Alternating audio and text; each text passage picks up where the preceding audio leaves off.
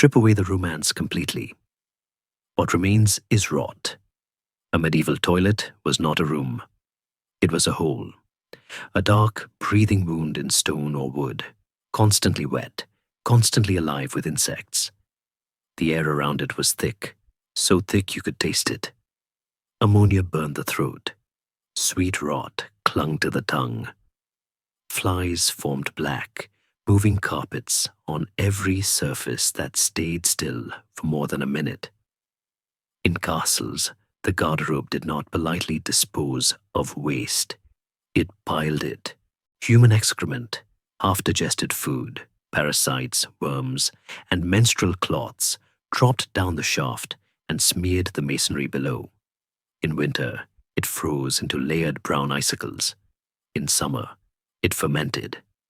Heat turned the pit beneath into a churning biological soup that bubbled with gas. The stone walls sweated with moisture and filth, slick to the touch. Rats nested in the warmth, chewing through anything soft, including bodies when they could. There was no cleaning in the modern sense.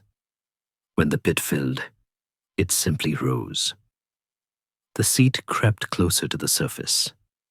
Sometimes waste touched skin. Sometimes it splashed. People learned to sit carefully, not out of modesty, but out of survival. In towns, privies were worse.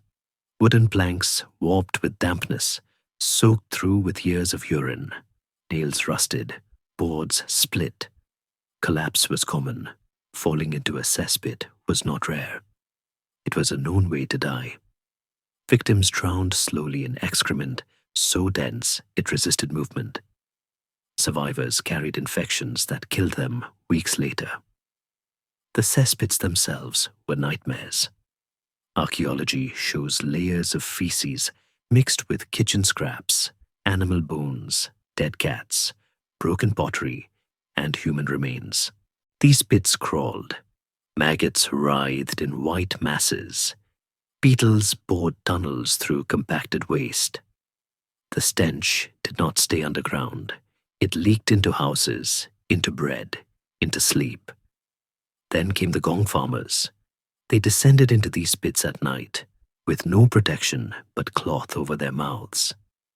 They shoveled by hand, knee-deep, sometimes waist-deep, while toxic gases pooled above them. One spark from a lantern could ignite methane. One breath too deep could knock a man unconscious. Many were found slumped forward, faces submerged, dead before morning. Their bodies were dragged out and replaced. The pit did not care. Cities that dumped waste into rivers turned water into sludge. The current slowed under the weight of filth. Human feces floated alongside butcher's blood and rotting offal. Fish died. The riverbanks crusted over. In droughts, the smell rolled through streets like fog. People vomited just walking past. And still, they drank from it. There was no toilet paper. Hands were wiped with straw already used by animals, with rags washed in the same poisoned water. With fingers, if nothing else was available. Skin cracked. Sores festered. Worms passed easily from body to body. Children carried parasites as a normal condition of life. Chamber pots were emptied from windows, not occasionally, daily. A rain of waste hit streets where people walked barefoot or in thin leather. Shoes absorbed it. Floors tracked it inside. Bed sheets were never truly clean. The medieval home smelled like a latrine because functionally, it was one. Disease was constant. Diarrhea was normal. Bloody stools were common. Dysentery ripped through households until bodies dehydrated and collapsed. During epidemics, toilets overflowed completely. Waste ran through streets in shallow streams. The dead lay nearby, swelling, leaking, merging with the filth beneath them. And still, life went on. People ate, prayed, married, slept. The human nose adapts. The mind adapts. Filth became background noise. Cleanliness was not virtue, it was fantasy. This is the truth modern plumbing erased. Not inconvenience, but constant exposure to decay. Medieval civilization did not rise above filth, it lived inside it. When you flush today, you are not being polite. You are escaping something that once ruled every breath. Close your eyes now. Let the heavy velvet curtains of the present fall away, dissolving the white porcelain and the chrome fixtures of your modern life. We are drifting backward, pulled gently by the moon through the haze of centuries, until we land softly on the cold, hard flagstones of a 12th century keep. The air here is different. It is cooler, sharper, carrying the scent of wood smoke, damp wool, and something earthier. A smell of life lived in close quarters with nature and stone. We are invisible, you and I, ghosts floating through the dimly lit corridors of a great stone fortress. The torchlight flickers against the masonry, casting long, dancing shadows that seem to whisper secrets of the old world. It is night. The castle sleeps, but the needs of the body do not rest. Before you get comfortable, take a moment to like the video and subscribe. But only if you genuinely enjoy what I do here. Let me know your city and local time in the comments so we can see where everyone is listening from. We find ourselves moving toward a small alcove built directly into the thickness of the outer wall. This is not a bathroom as you know it. There is no running water, no sink, no mirror to check your reflection by the light of a bulb. This is the garderobe. The name itself is a curious puzzle. A soft French word meaning to guard the robes, which sounds far too elegant for a toilet. Yet in this strange and practical time, the name is literal. Historians often note that the pungent ammonia fumes rising from the toilet shaft were potent enough to kill fleas and moths. Therefore, grand lords and ladies would actually hang their finest wool cloaks and velvets inside the toilet chamber, guarding their robes from insects by marinating them in the scent of human waste. It was a trade-off that seems impossible to us now, to smell like a latrine in order to avoid being eaten by bugs. But tonight, the robes are gone. We are alone with the architecture of necessity. The room is small, barely a closet, cold enough to see your breath. The floor is stone, perhaps covered in a scattering of dry rushes or sweet-smelling herbs like lavender and meadowsweet, thrown down in a desperate, optimistic attempt to battle the rising air. In the center is a wooden bench, polished smooth by generations of use, with a simple hole cut into the center. Or perhaps, in a sterner castle, it is merely a stone ledge protruding from the wall, cold enough to shock the sleep from anyone who sits down too quickly. There is no water trap to block the connection between you and the world below. When you peer into that darkness, you are looking directly down a long vertical shaft that empties into the moat, or a cesspit at the base of the castle walls. The wind howls up this chute, a constant chilling draft that whistles around your ankles. It is the most aggressive form of ventilation imaginable. On a stormy night, the wind might even blow the wetness back up the shaft, a hazard of castle life that the bards rarely sang about in their epic poems. We sit here, in the imagination, perched over the void. The silence is profound, broken only by the distant call of a guard on the ramparts, or the scurrying of a mouse in the straw. There is a strange, meditative quality to the medieval garderobe. In a world where privacy was almost non-existent, where people slept in communal halls and ate from shared trenchers, this cold, smelly stone closet was one of the few places a person could be truly alone. It was a solitude bought at a high price of comfort. The stone absorbs the cold of the night and presses it against the skin. You can feel the sheer weight of the castle around you. Tons of limestone quarried from the earth, stacking up to create this small, hollow space for a very human act. The garderobe is a reminder of how gravity was the only sanitation engineer available. Everything relied on the simple rule that things fall down. But as we hover here, watching the moonlight cut a silver square on the floorboards, we realize that the design was actually quite clever for its time. By protruding from the wall, the waste fell away from the masonry, mostly preventing the stains that would otherwise mar the white fortress walls. It was an attempt at cleanliness in a dirty world. Yet, the reality below was a different story. The build-up at the base of the wall would grow over the months, a mound of organic history that would eventually have to be reckoned with.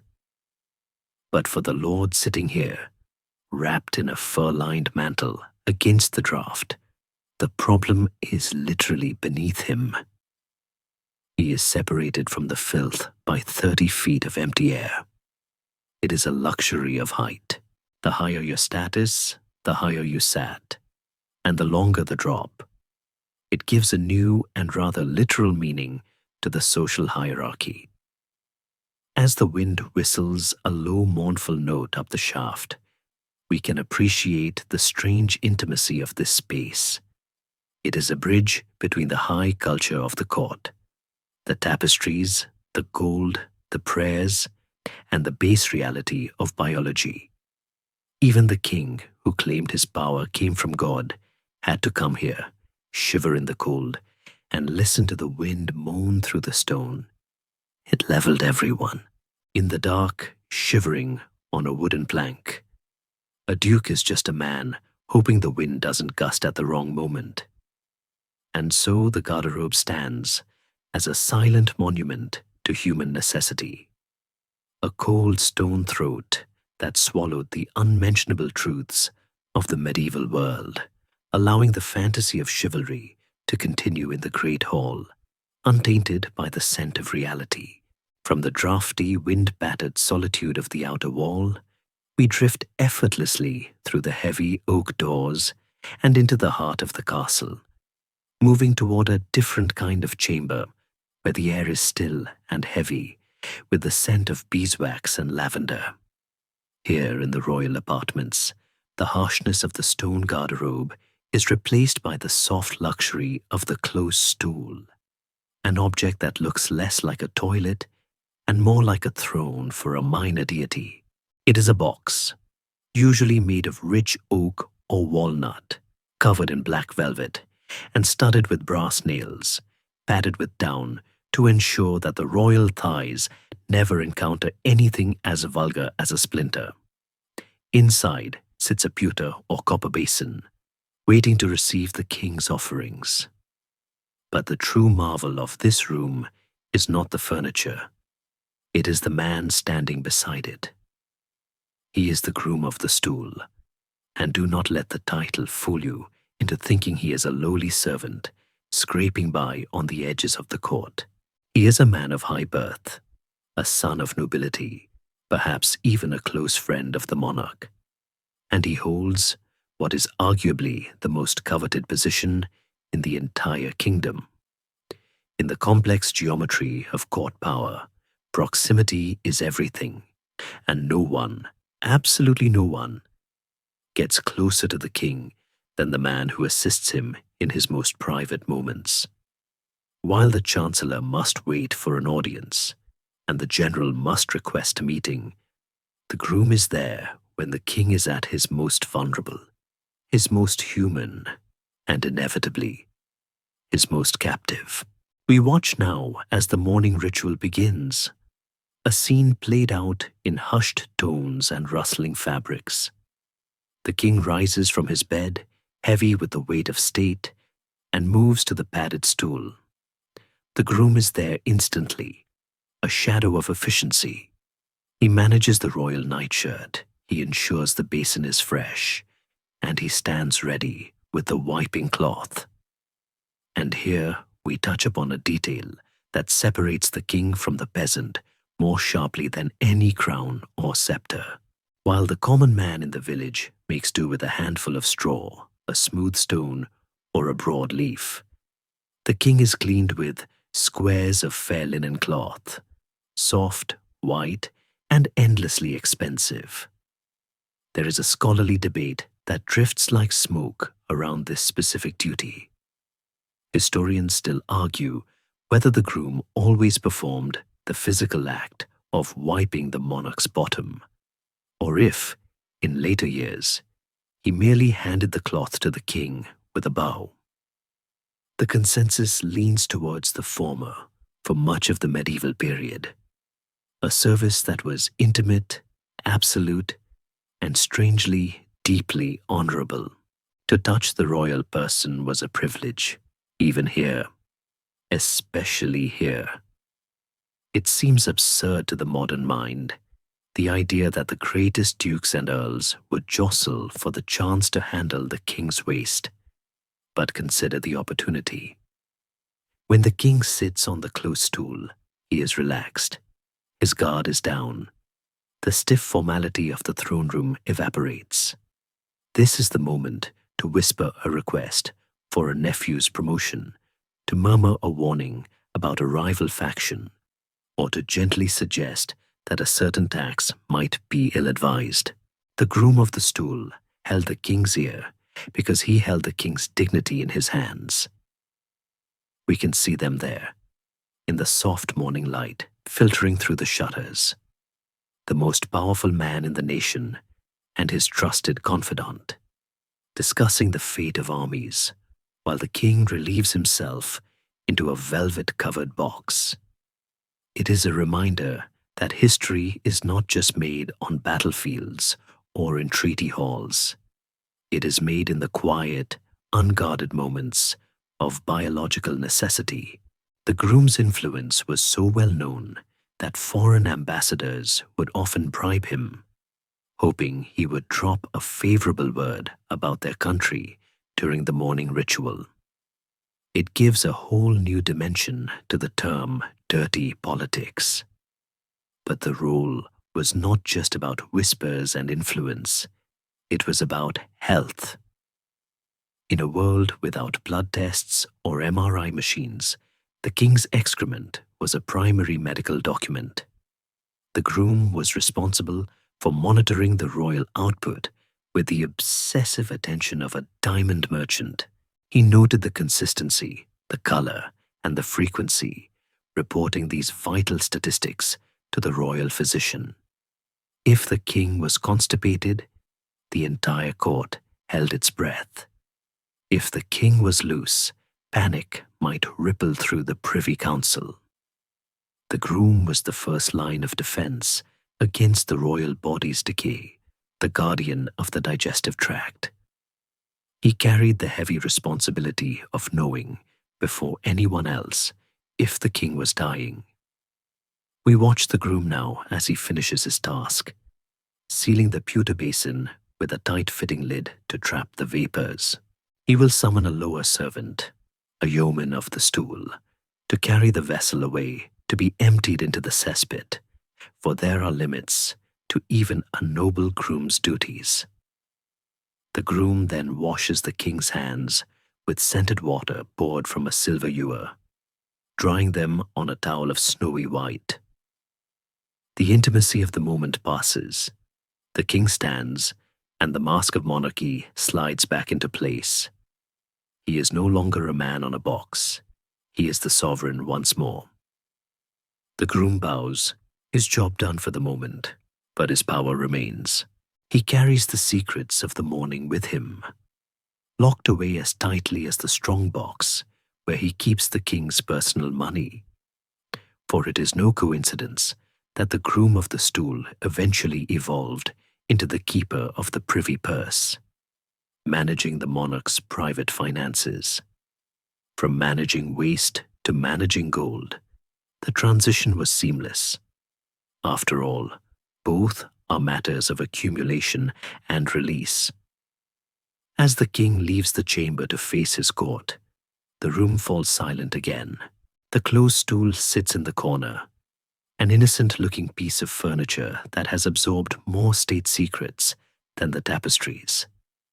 It is a symbol of the strange duality of the medieval elite, surrounded by gold and velvet, yet still tethered to the same earthly needs as the serf in the mud.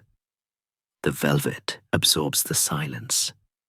The scent of lavender struggles bravely against the lingering biological reality, and we, the unseen observers, drift away from this high-altitude hygiene, passing through the floorboards, sinking down through the castle's stone bones, down, down, away from the linen and the silver hewers, descending into the dark, labyrinthine underbelly of the city outside the castle walls.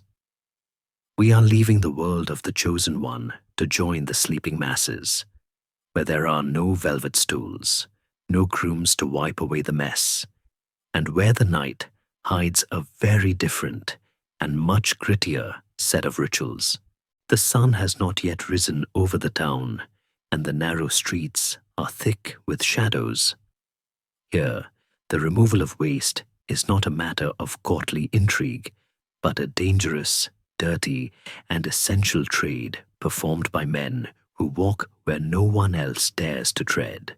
The curfew bell has rung, sending its iron tremors through the timber frames of the city, signaling the official end of the day.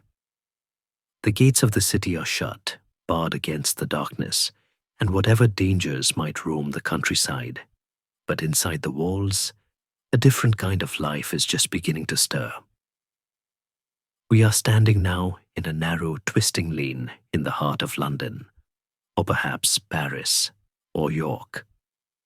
The streets are empty, save for the occasional rat darting between the shadows and the slow, rhythmic patrol of the night watchman with his lantern. The silence is heavy, magnified by the fog that curls around the corners of the overhanging houses, dampening sound and blurring the sharp edges of reality. But listen closely. Beneath the silence, there is a low, wet sound, a scraping, a splashing, a muffled grunt of exertion. We follow the sound to the back of a merchant's house, where a small team of men has gathered in the gloom. They are the gong farmers, the nightmen, the indispensable pariahs of medieval urban life.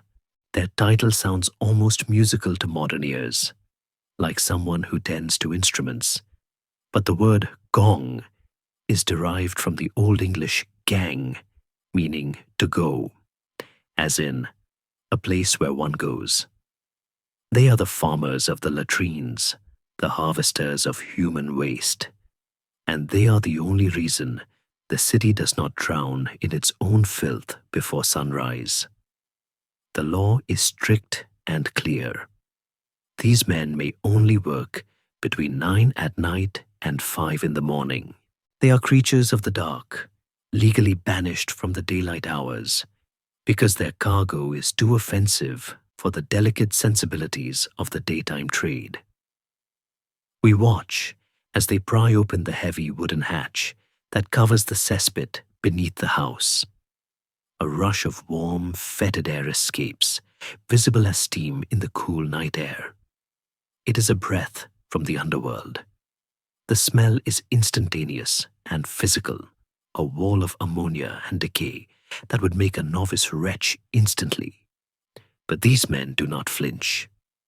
Their noses have long since surrendered, the olfactory nerves deadened by years of exposure. To them, this is just the scent of commerce. One man, the brave soul designated as the whole man, prepares to descend. There is no protective suit, no rubber waders, no oxygen mask. He wears heavy leather boots, perhaps a thick tunic, and sometimes, in a nod to safety that feels tragically insufficient, a piece of vinegar-soaked cloth tied around his face. He climbs down a ladder into the pit, his lantern casting wild, swinging shadows against walls slick with slime. The consistency of the matter below is thick, a dense sludge that has been compacting for months, perhaps years.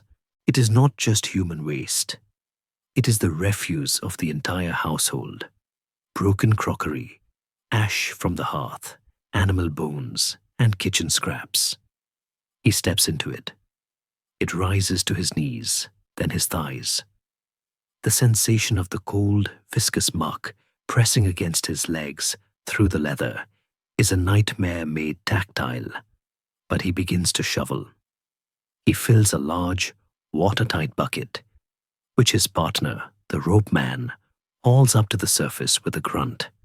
Bucket after bucket, hour after hour.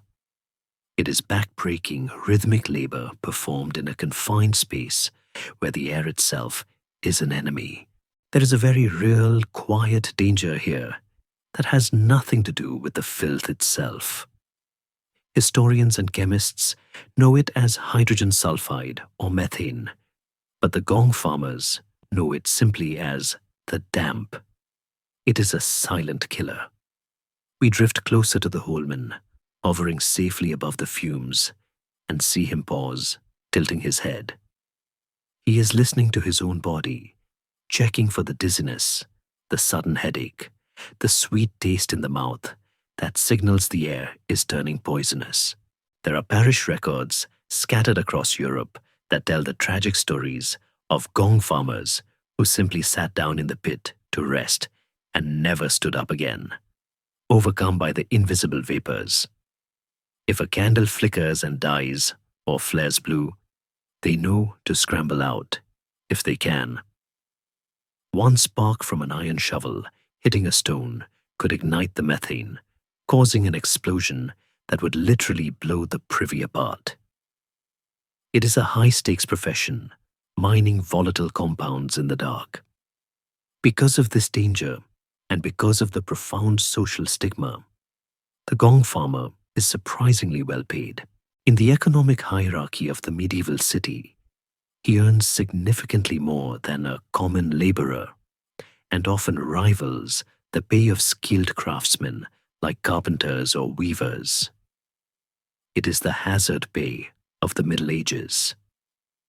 We see the master of the house, who has been waiting awake in his nightcap, hand over a pouch of coins with a grimace, eager to close the door and return to his sweet-smelling bed.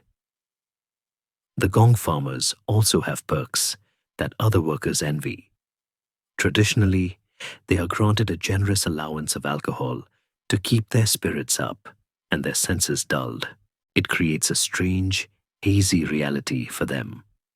Working half-drunk in the dark, wading through waste, earning gold for muck.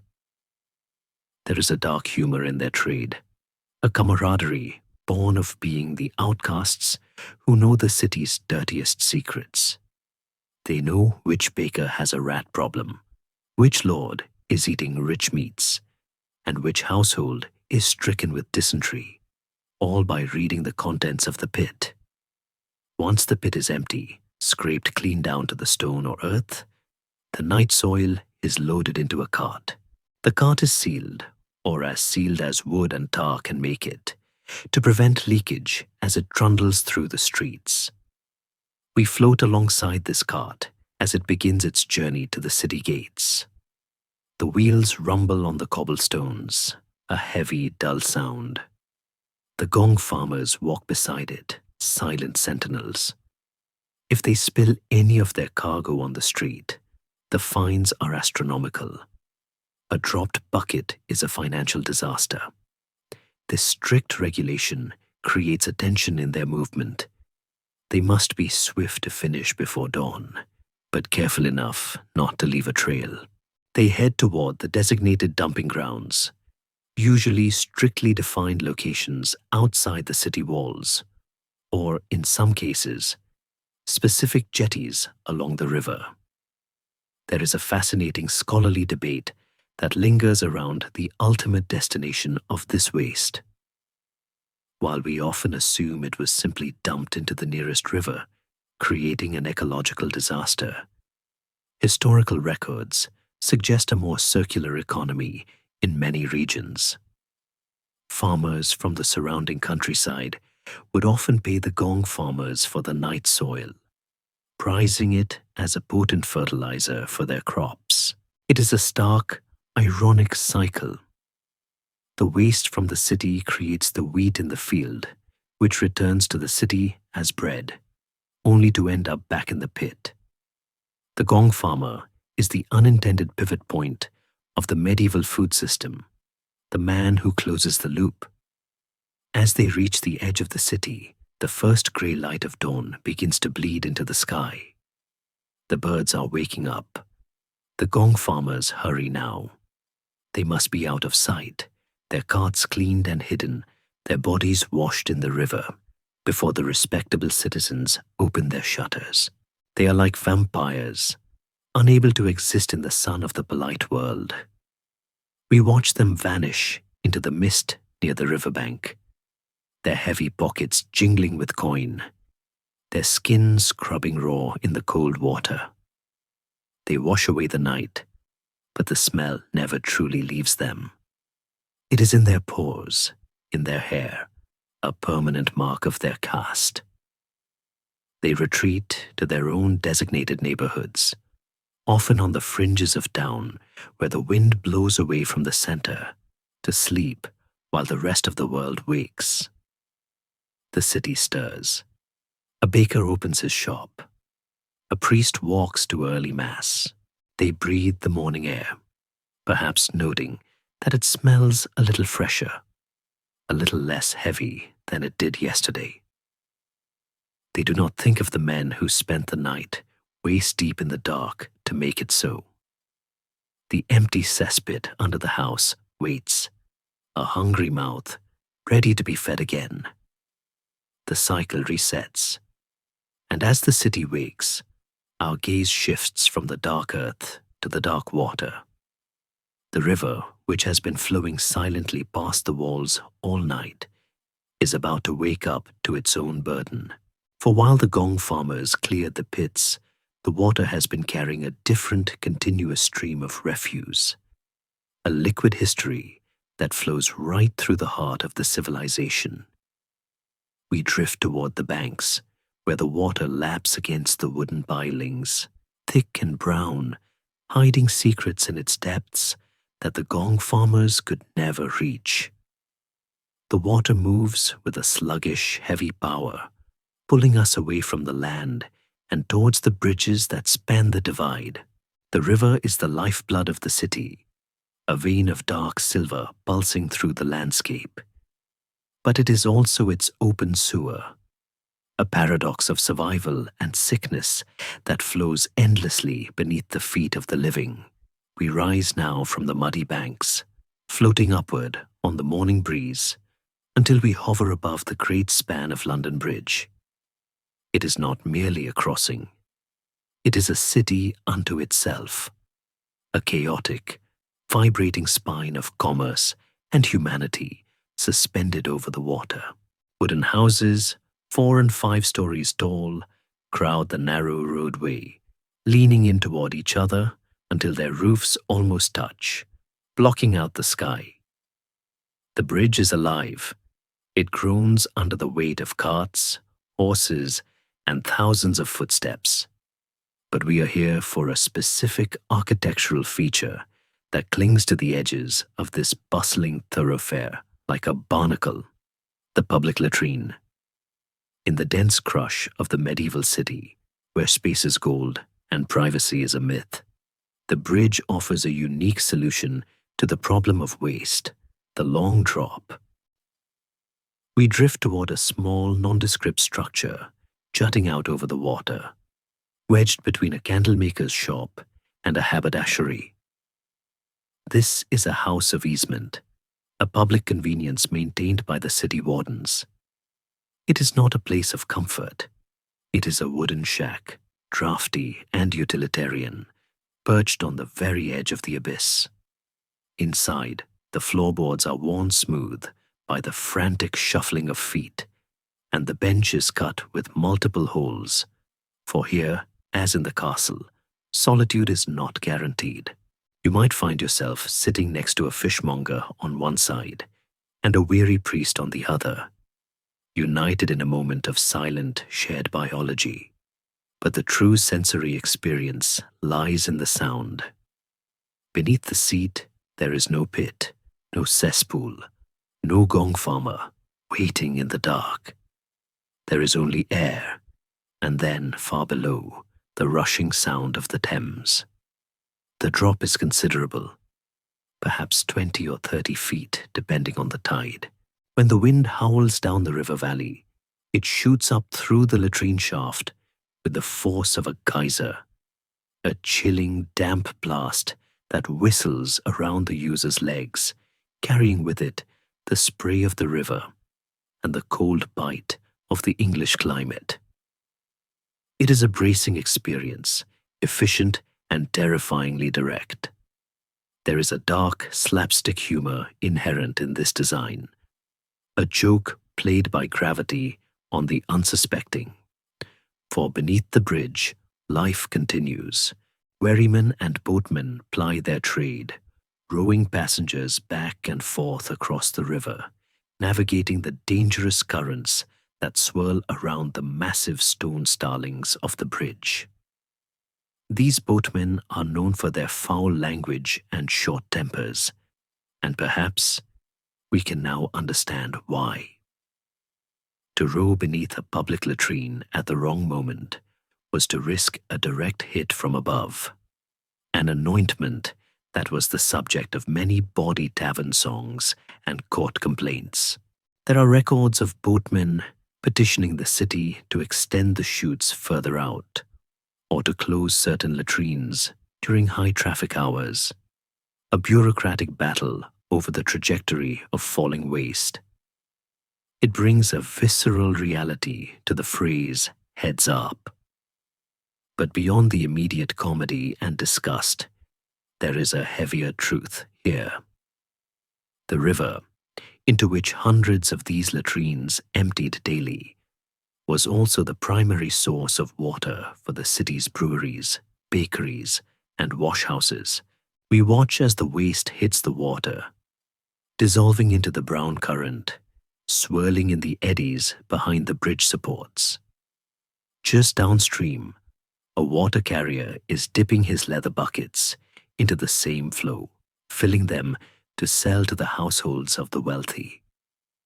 Washerwomen are scrubbing linens on the banks, beating the cloth against stones and water that is effectively a diluted solution of the entire city's excrement. It is a closed loop of contamination that seems obvious to us, yet it persisted for centuries. Historians and epidemiologists still debate the extent to which medieval people understood this connection. The prevailing medical theory of miasma, that disease was caused by bad smells, was technically wrong but practically useful. It told them that the foul-smelling river was dangerous. However, the solution was often to mask the smell rather than clean the water. There is a persistent myth that medieval people never drank water, preferring beer or wine exclusively to avoid sickness. While it is true that small beer, a weakly brewed sterile alcohol, was a staple, recent scholarship suggests that people, especially the poor, drank water far more often than we assume. They had to. You cannot bake bread, cook pottage, or water horses with beer. They drank from the river, and they paid the price. The water was a biological weapon. We can see the microscopic consequences swirling in the current. Cholera, though the great pandemics were yet to come. Typhoid and dysentery bacteria thriving in the nutrient-rich sludge. The river was a soup of life and death, constantly moving, constantly fed. And yet, the bridge stands, a testament to human adaptability. People shopped, flirted, and argued in the shops above, ignoring the reality that they were suspended over a massive open sewer. The smell of the river, a mix of tidal salt, rotting vegetation, and human waste, was the signature scent of the capital. It was the smell of progress, of population density, of a city growing faster than its infrastructure could handle. As we drift away from the bridge, following the flow of the river downstream, the noise of the city begins to fade. The chaotic jumble of timber houses gives way to greener banks, to stone walls, and to the sound of bells ringing in a rhythmic, orderly pattern. We are moving away from the anarchic hygiene of the public sphere toward a place where cleanliness was next to godliness, or at least next to a very sophisticated system of hydraulic engineering. The church, with its wealth, its access to ancient Roman texts, and its disciplined workforce, approached the problem of waste with a focus that the chaotic city government could not match. Ahead of us, the stone towers of a great monastery rise from the mist, promising a different kind of relationship with water. Here, in the cloistered silence, the monks have preserved a secret that the rest of the world has forgotten: how to move water without buckets, and how to flush away sin and filth with the turning of a tap. We glide over the monastery walls, leaving the stench of the tidal Thames behind for the scent of incense and damp garden earth. The transition is sharp. The chaos of the bridge is replaced by the geometry of the cloister. Here, the latrine is not a hole in a bridge or a pit in a cellar. It is a masterpiece of medieval engineering known as the reredoter, a name that sounds polite but translates roughly to the back of the dormitory. It is here that we will find the missing link between the Roman aqueducts and the modern plumbing we cherish today. The silence here is different. It is not the hushed, fearful silence of the castle garderobe, nor the heavy, stifling silence of the city night. It is a structured, intentional silence, a living thing woven from the soft scrape of wool habits on stone, the distant chanting of the psalms, and most miraculously, the sound of running water. We have entered the precinct of a great monastery, perhaps fountains or tintern, where the chaos of the medieval world is held at bay by high walls and rigid discipline. The air smells of beeswax, damp earth, and the distinct, crisp scent of fresh water. While the king relies on gravity and the gong farmer, the monk relies on engineering. We drift toward a long rectangular building attached to the dormitory, known as the reredoter. Literally, the room at the back of the sleeping quarters. To the uninitiated eye, it looks like a granary or a library, a handsome structure of cut stone with arched windows. But this is the monastic latrine, and it is arguably the most sophisticated building in the entire country. We glide inside. The room is vast, cool, and dim. A row of wooden partitions runs along the wall, creating individual cubicles, a concession to modesty that the secular world largely ignored. But the true miracle lies beneath the floor. If we were to dissolve the stone flags, we would see a feat of hydraulic genius that rivals the Romans. The monks have not just built a hole, they have reshaped the landscape.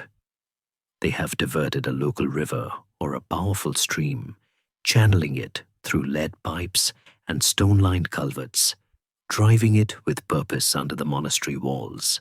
The water enters the complex pure, feeding the kitchen and the lavatorium, where the brothers wash their hands before eating. A ritual of hygiene that, largely by accident, protected them from the dysentery ravaging the villages outside. By the time the water reaches the reredoter, it has become a great drain, a rushing, captive torrent that sweeps beneath the seats, carrying waste away instantly and depositing it far downstream, often into a reed bed or a fast-flowing river. It is a machine of sanitation.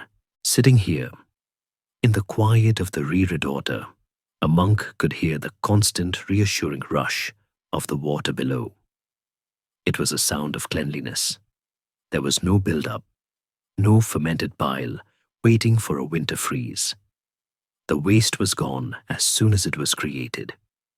Historians often point out the irony that a humble novice in a monastery enjoyed better plumbing than the emperor of Christendom. While the court moved from castle to castle to escape its own stench, the monastery stayed put for centuries, anchored by its drains. We see a brother now, entering silently, his hood pulled up. The rule of Saint Benedict often commanded silence even here, so the only sounds are the rustle of cloth and the water. There is a profound sense of order. The physical body is attended to with the same discipline as the spiritual soul. Both must be purged of impurities. But this engineering was not just about comfort, it was about survival. The monastery was a closed system, a self-sustaining city of God. If disease struck here, in the close quarters of the dormitory and refectory, it would wipe out the entire community. The drain was their shield. We see the circuitor, a monk assigned to patrol the cloisters, walking past with a lantern, ensuring that no one is sleeping in the latrine or breaking the holy silence. He checks the flow of the drain, for if a blockage occurred, it was a spiritual and physical crisis. The monks were the custodians of the ancient knowledge of aqueducts and sluices, preserving the text of Vitruvius alongside the Gospels. They understood that water could be tamed. Yet, there is a fascinating scholarly debate about the motivation behind this cleanliness.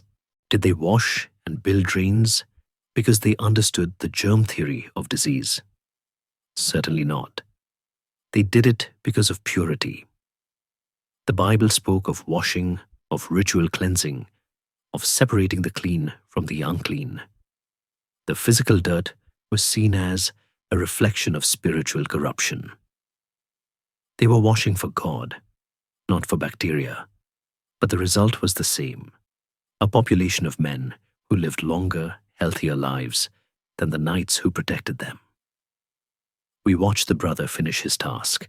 He stands and moves to a small basin near the door, rinsing his hands in water that flows from a lead tap.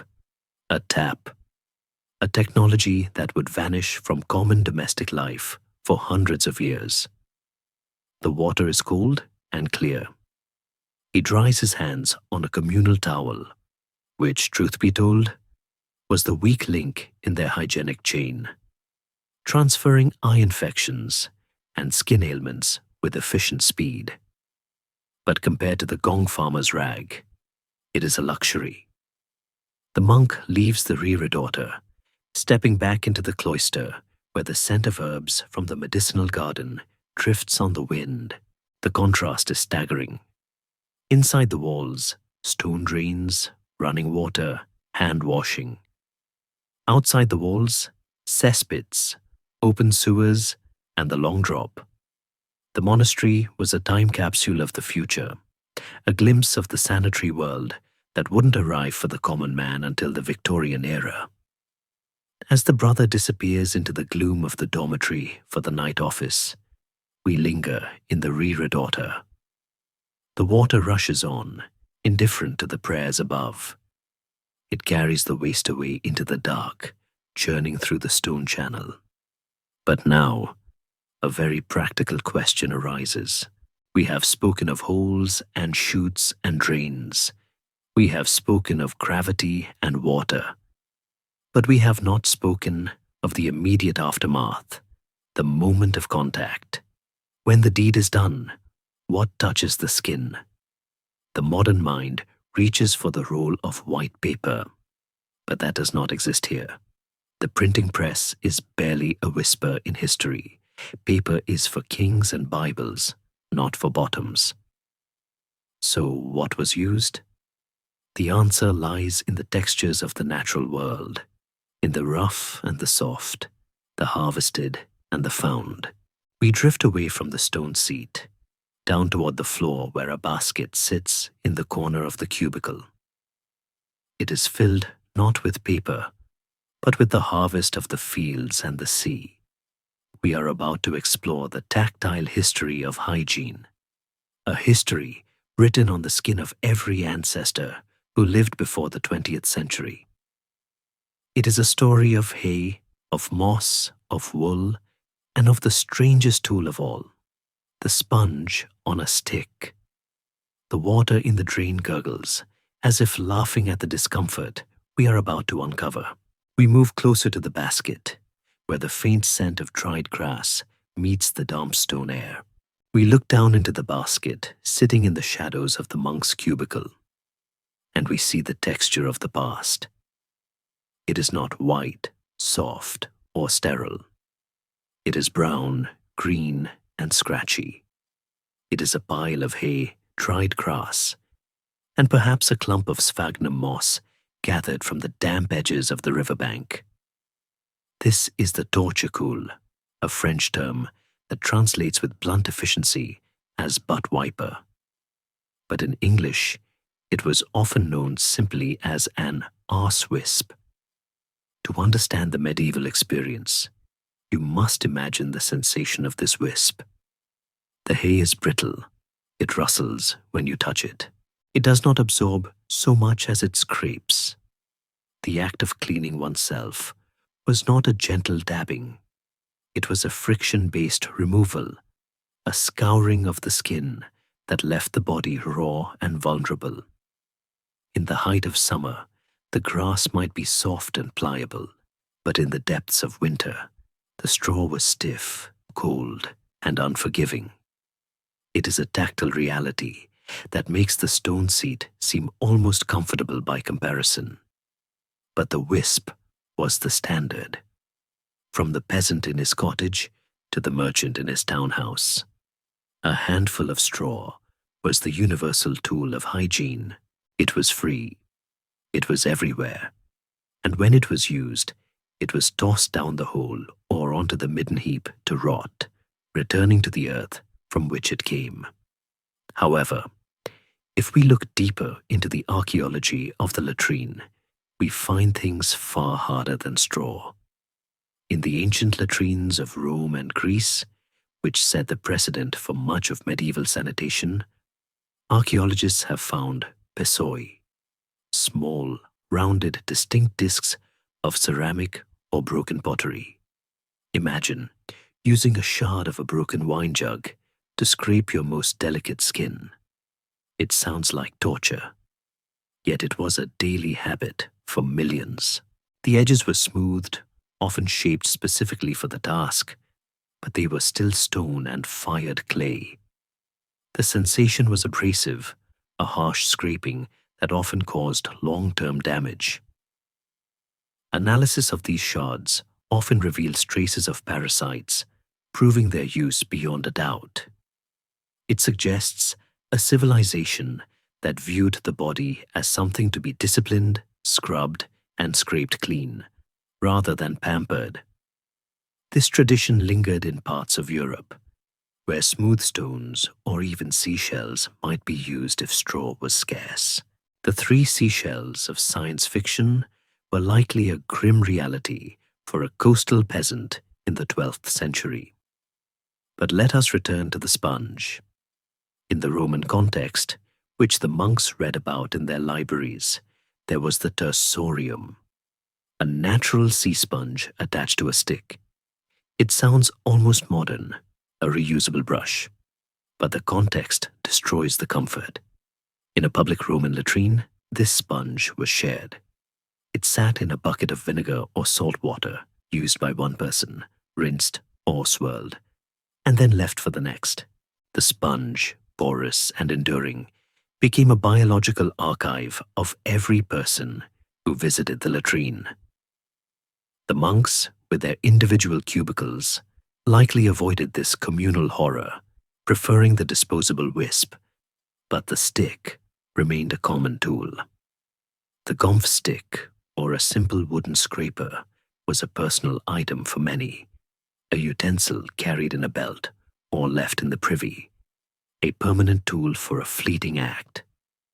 The phrase, "getting the wrong end of the stick," is widely believed to have originated here, a very literal and unpleasant mistake to make in the dark. For those lucky enough to live near the wetlands, there was moss. Of all the pre-industrial wiping materials, damp moss was the luxury item of the poor. It was soft, cool, and incredibly absorbent. Sphagnum moss, in particular, has mild antiseptic properties and can hold 20 times its weight in liquid. To find a basket of fresh, green moss in a privy was a moment of genuine relief. It was nature's wet wipe. We can imagine a monk or a peasant woman taking the time to gather this specific comfort, a small act of self-care in a harsh world. In the forests, large, soft leaves were used. The mullein plant, with its fuzzy, velvet-like leaves, is still known in some folklore circles as cowboy toilet paper or beggar's blanket. Its soft, hairy texture was a mercy compared to the biting edge of a ceramic shard or the scratch of dry rice straw. But what of the rich? Surely the queen did not use a pottery shard. Here, the class divide becomes tactile. While the peasant scraped with straw, the nobility wiped with wool. Lamb's wool is frequently cited in royal accounts, soft, lanolin-rich, and gentle. Old linen rags, too worn to be worn as shirts, were cut into squares for the privy. This was the ultimate luxury: cloth.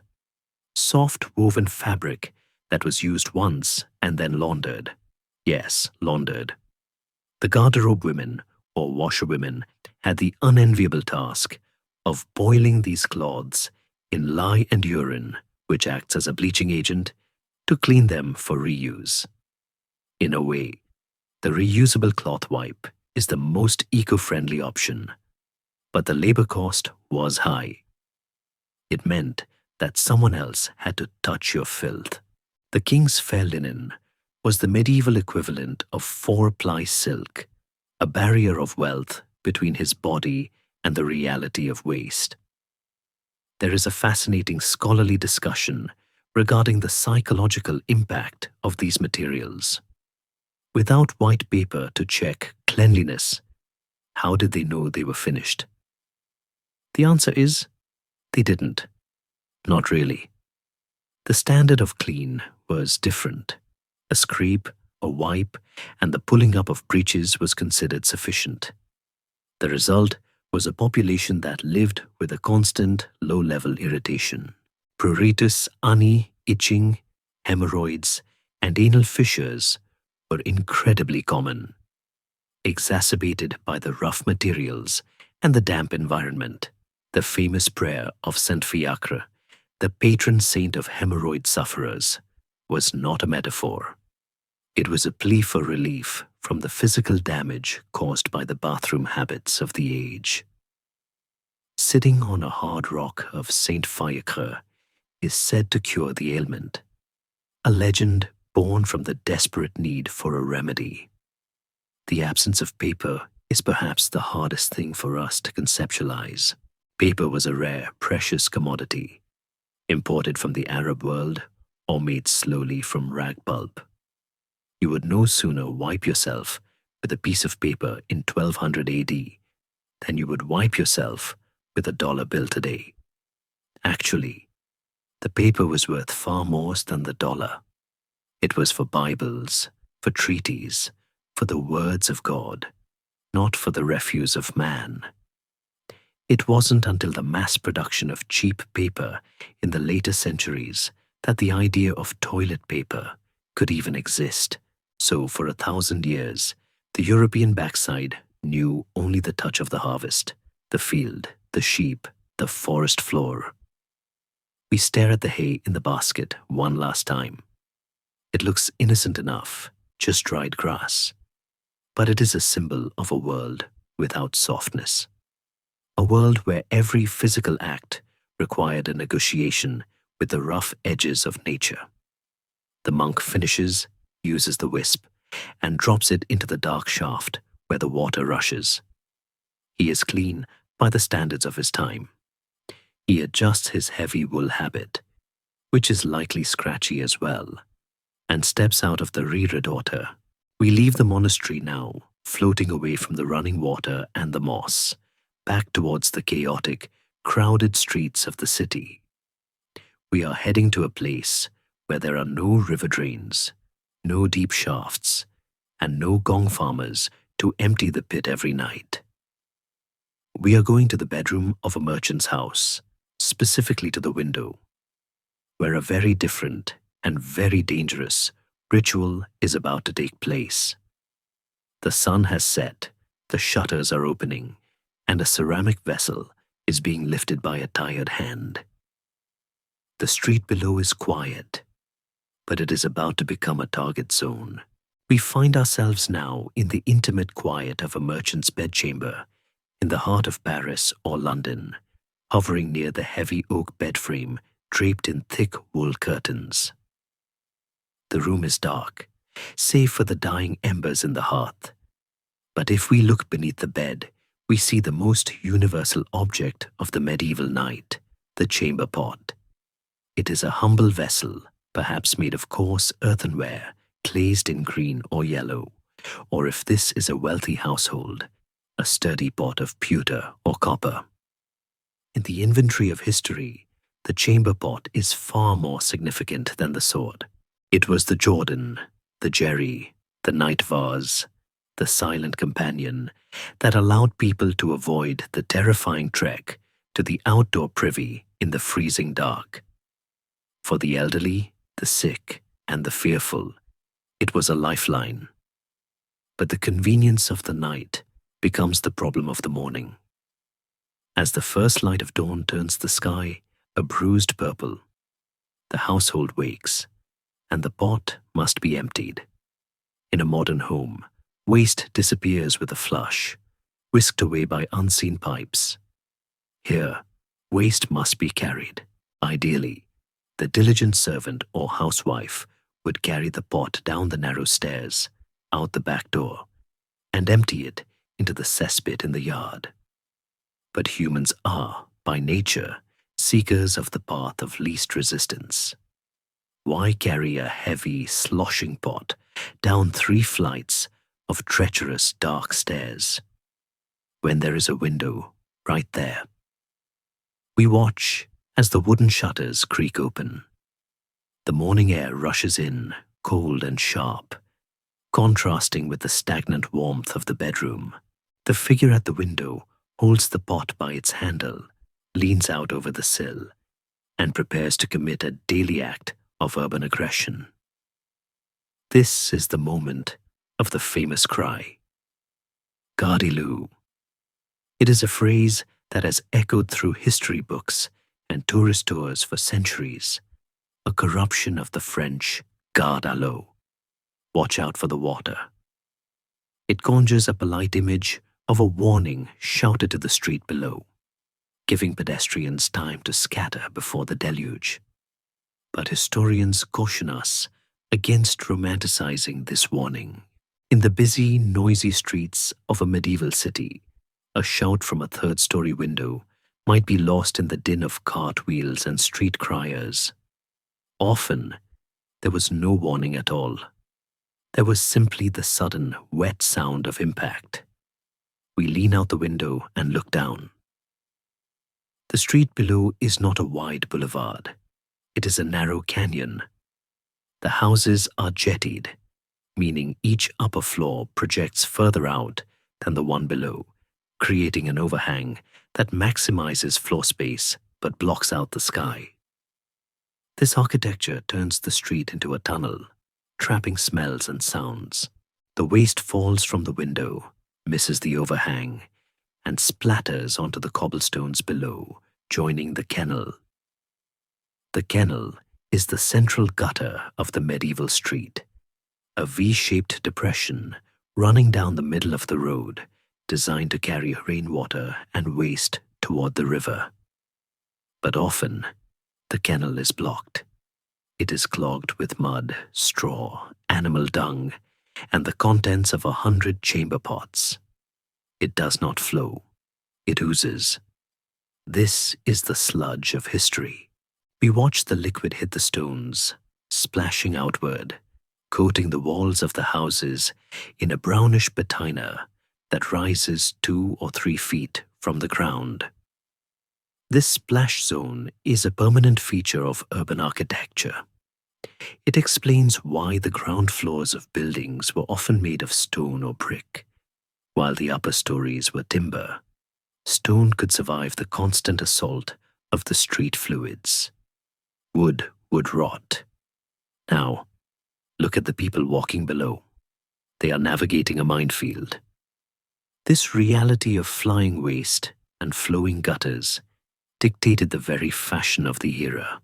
Have you ever wondered why medieval people wore patens?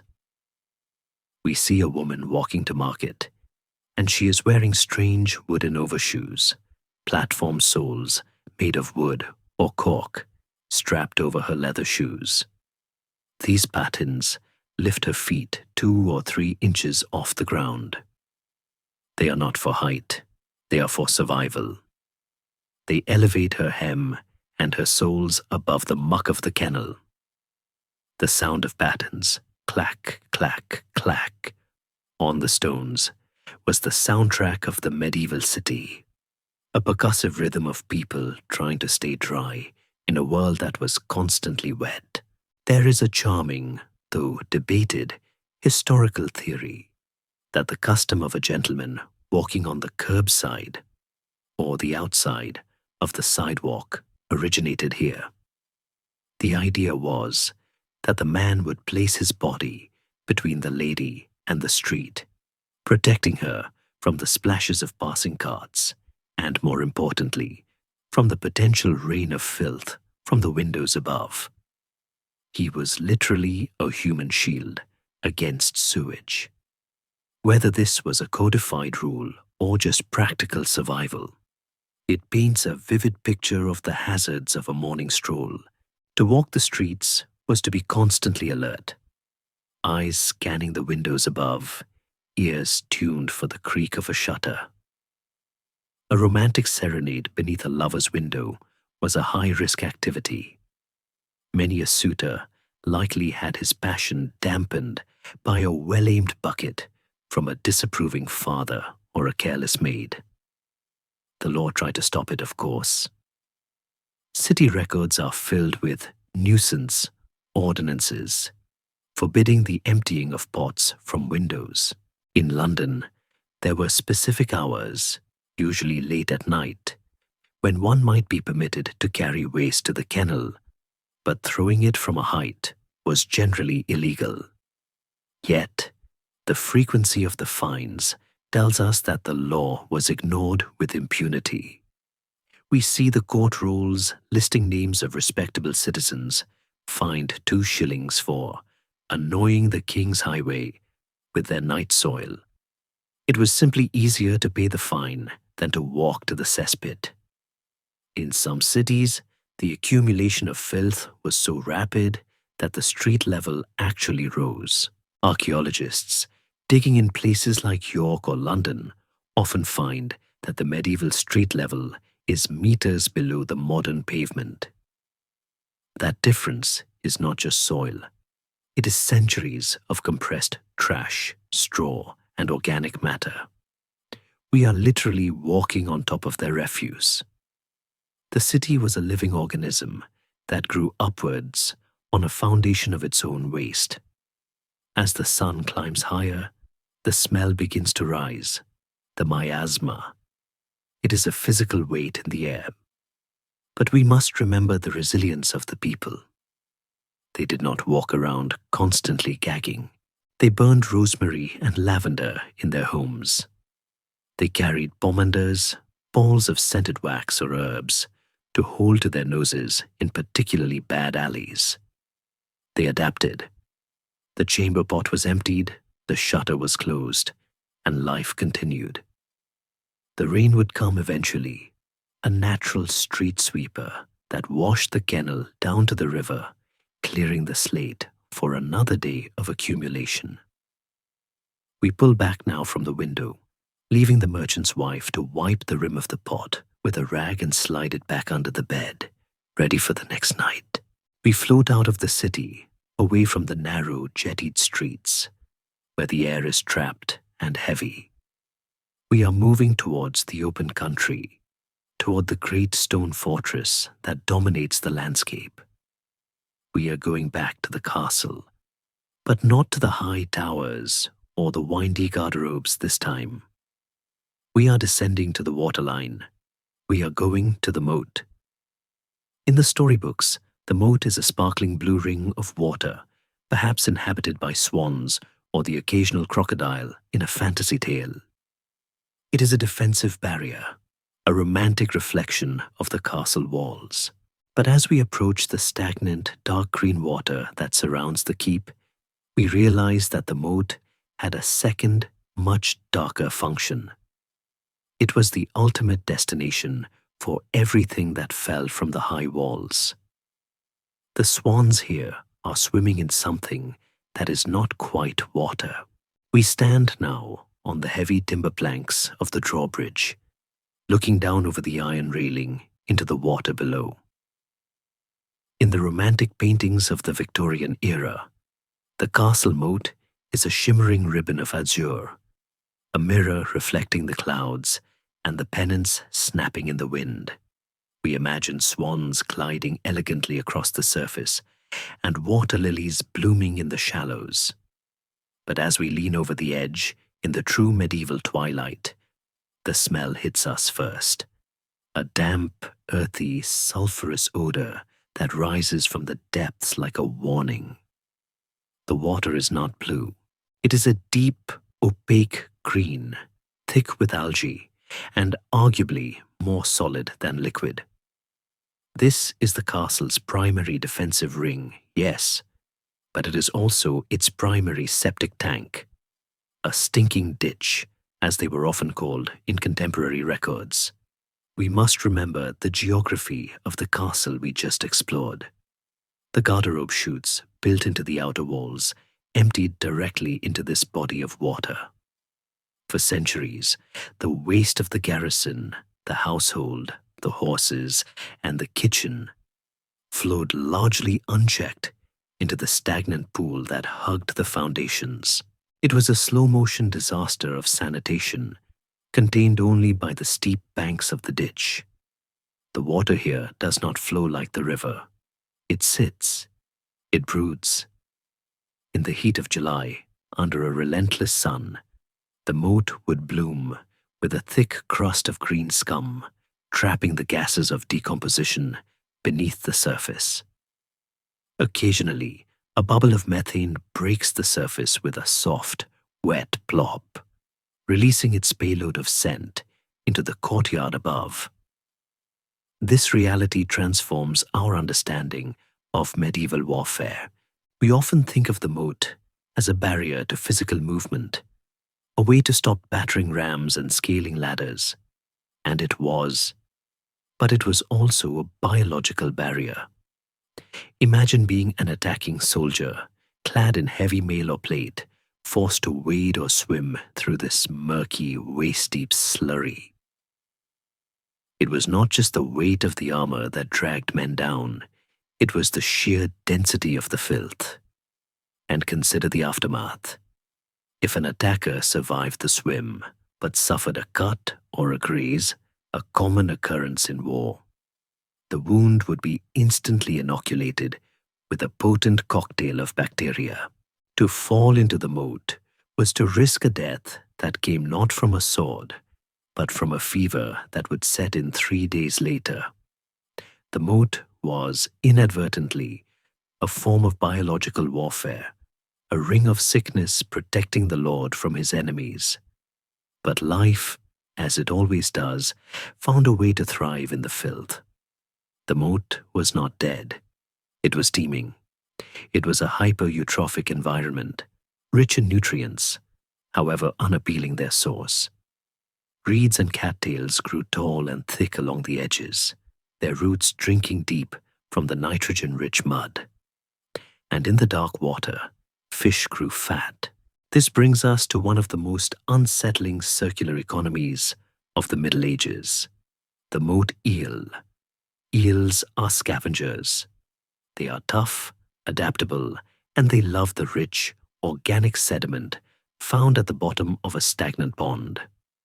The castle moat was a paradise for them. They grew to enormous sizes, feeding on the waste that fell from the garderobe shoots. And here is where the circle closes. The castle kitchen loved eels. They were a staple of the medieval diet, considered a delicacy, easily caught in wicker traps, sunk into the very water that received the castle's refuse.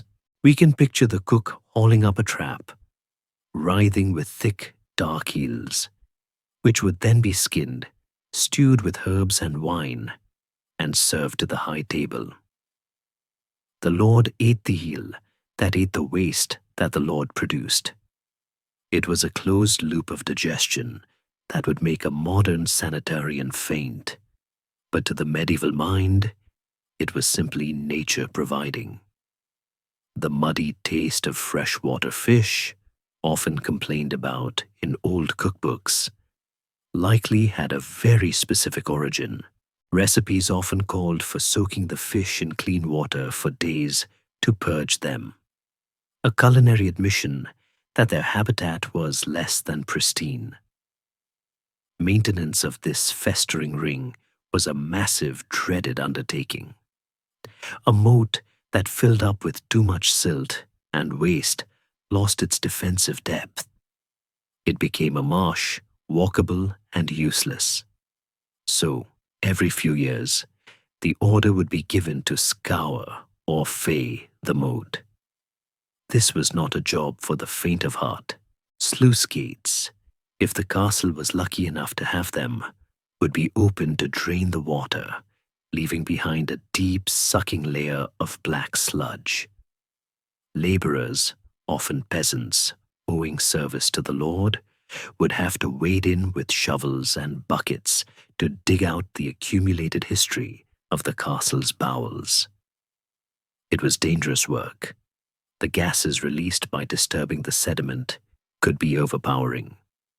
The mud concealed sharp objects, dropped weapons, and bones. But the scouring was essential. The waste was carted away and spread on the fields, again returning the nutrients to the soil, where it would grow the grain that fed the castle. Nothing was wasted.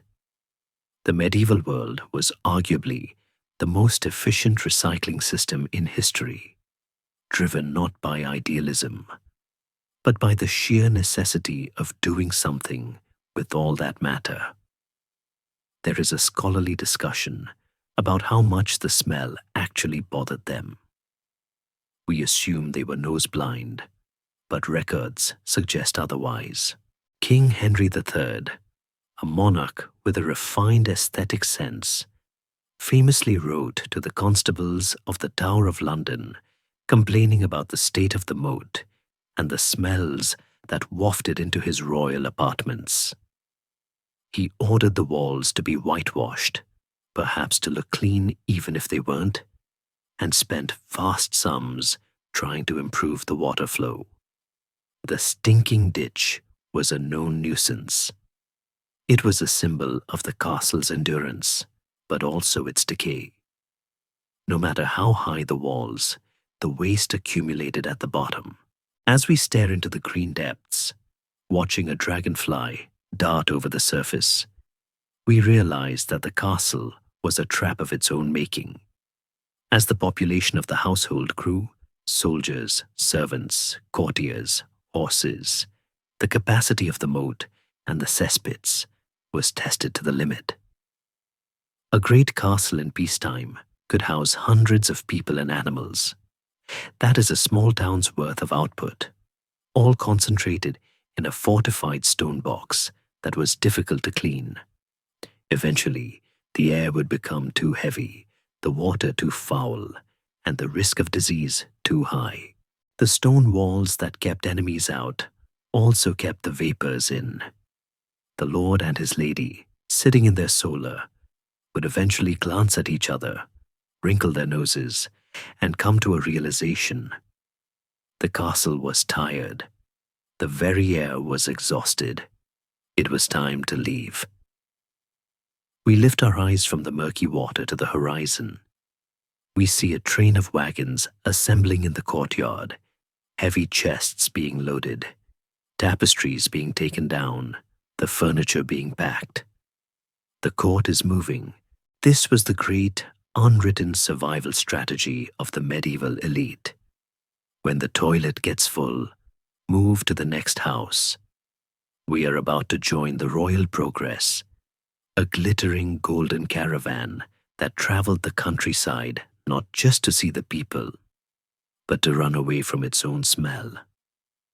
We drift upward, leaving the stagnant moat behind, and follow the dust cloud of the departing court as they head toward a fresh, clean castle, leaving the old one to the scourers and the wind. The king is on the move, and he is racing against his own biology. We float now above the winding roads of the countryside, looking down on a spectacle that resembles a golden snake slithering through the green fields. This is the royal progress, the grand nomadic migration of the medieval court. From this height, it looks magnificent, banners snapping in the wind, knights in polished armor, carriages draped in silk, and a train of wagons stretching back for a mile. But if we descend closer, blending into the dust and the noise, we realize that this is not merely a parade of power. It is a flight from filth. The king is running away from his own toilet. The castle we just left, now shrinking in the distance, has become uninhabitable. The air inside the great hall has turned thick and sour. The garderobe chutes are full. The moat is blooming. The very tapestries are saturated with the smoke of the hearth and the scent of 1,000 unwashed bodies. In the language of the time, the castle has become foul. It needs to be sweetened. This simple sensory necessity drove the rhythm of the medieval year. A great lord might own 10, 20, or 30 residences, not just to show off his wealth, but because he physically could not stay in one place for more than a few weeks, without the sanitation systems collapsing under the weight of his entourage. The court was a consuming engine. It arrived, it ate everything in the granaries, it drank the cellars dry, and it filled the cesspits to the brim. Then, just before the situation became critical, it backed up and moved on, leaving the mess for the skeleton crew to deal with. We watch the wagons trundle past. They are piled high with furniture, for the king does not leave his comforts behind. Beds, chairs, plate, and even the glass from the windows were often packed and moved. The castle left behind is now a shell, stripped and echoing. This is where the real work begins. We can imagine the scourers entering the empty, silent fortress. Their job is to erase the sensory memory of the court. They throw open every shutter to let the wind scour the rooms. They scrub the stone floors with vinegar and abrasive sand. They shovel out the garderobe pits. They burn huge bundles of rosemary, juniper, and lavender in the fireplaces, hoping the smoke will drive out the miasma that clings to the curtains. It is a process that takes months. The castle must rest. It must breathe. It is a slow, biological reset, waiting for the bacteria to die down and the air to clear so that the king might return next year. But let us return to the road. The court on the move is a logistical nightmare and a sensory paradox. It is the height of luxury mixed with the basest squalor. There are no bathrooms on the road. When the queen needs to stop, the entire column halts. Tents might be pitched for privacy, or more often, nature provides the screen. The thousands of horses leave a trail of manure that marks the king's passage more clearly than any map. And the people, 500, perhaps 1,000 courtiers, servants, soldiers, and hangers-on, are all wearing their wealth on their backs. Velvets, furs, heavy wools. These fabrics are difficult to clean and act as sponges for sweat and dust. There is a distinctive court smell, a musk of expensive perfume fighting a losing battle against the reality of travel. Historians confirm that you could often smell the royal procession before you could hear the trumpets. It was a traveling cloud of humanity. There is a fascinating historical debate regarding the primary motivation for these endless moves. Was it purely political? A way for the king to be seen by his subjects and keep an eye on his rebellious barons? Or was it purely sanitary? The truth, as usual, lies in the blend. The politics dictated where they went, but the plumbing dictated when they left. No amount of political strategy could convince a king to stay in a castle where the cesspit was overflowing into the cellar. The nose ruled the schedule. We drift ahead of the slow-moving caravan to their destination. A nervous excitement grips the household of a local baron or a grand abbey that has been chosen to host the monarch. To host the king is the greatest honor of a lifetime. It is also, frequently, a financial and hygienic catastrophe. The baron stands by his gate, forcing a smile. He knows what is coming. The harbingers have already arrived, officials who ride ahead to secure lodgings. They are the medieval equivalent of a health inspector and a quartermaster rolled into one. They check the rooms, test the water, and most importantly, inspect the privies. If the baron's latrines are not up to royal standards, the harbingers will order them emptied and scrubbed immediately, often at the baron's expense. When the court arrives, they descend like a swarm of locusts. They occupy every bed, every bench, every patch of floor. The baron's private, quiet home is suddenly filled with the noise and smells of the capital. His carefully maintained garderobes are subjected to a usage rate they were never designed for. We can see the panic in the eyes of the baron's steward as he watches the supplies dwindle and the pits fill.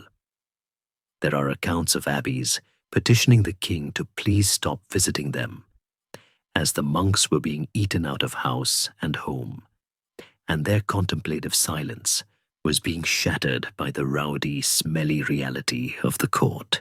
The royal prerogative of purveyance allowed the king to buy goods at fixed, low prices, meaning the host was often subsidizing his own invasion. And what of the king himself? He is the center of the storm, the eye of the hurricane. He travels in a carriage or on a horse, surrounded by his grooms of the chamber. Even on the road, his bodily functions are a matter of state.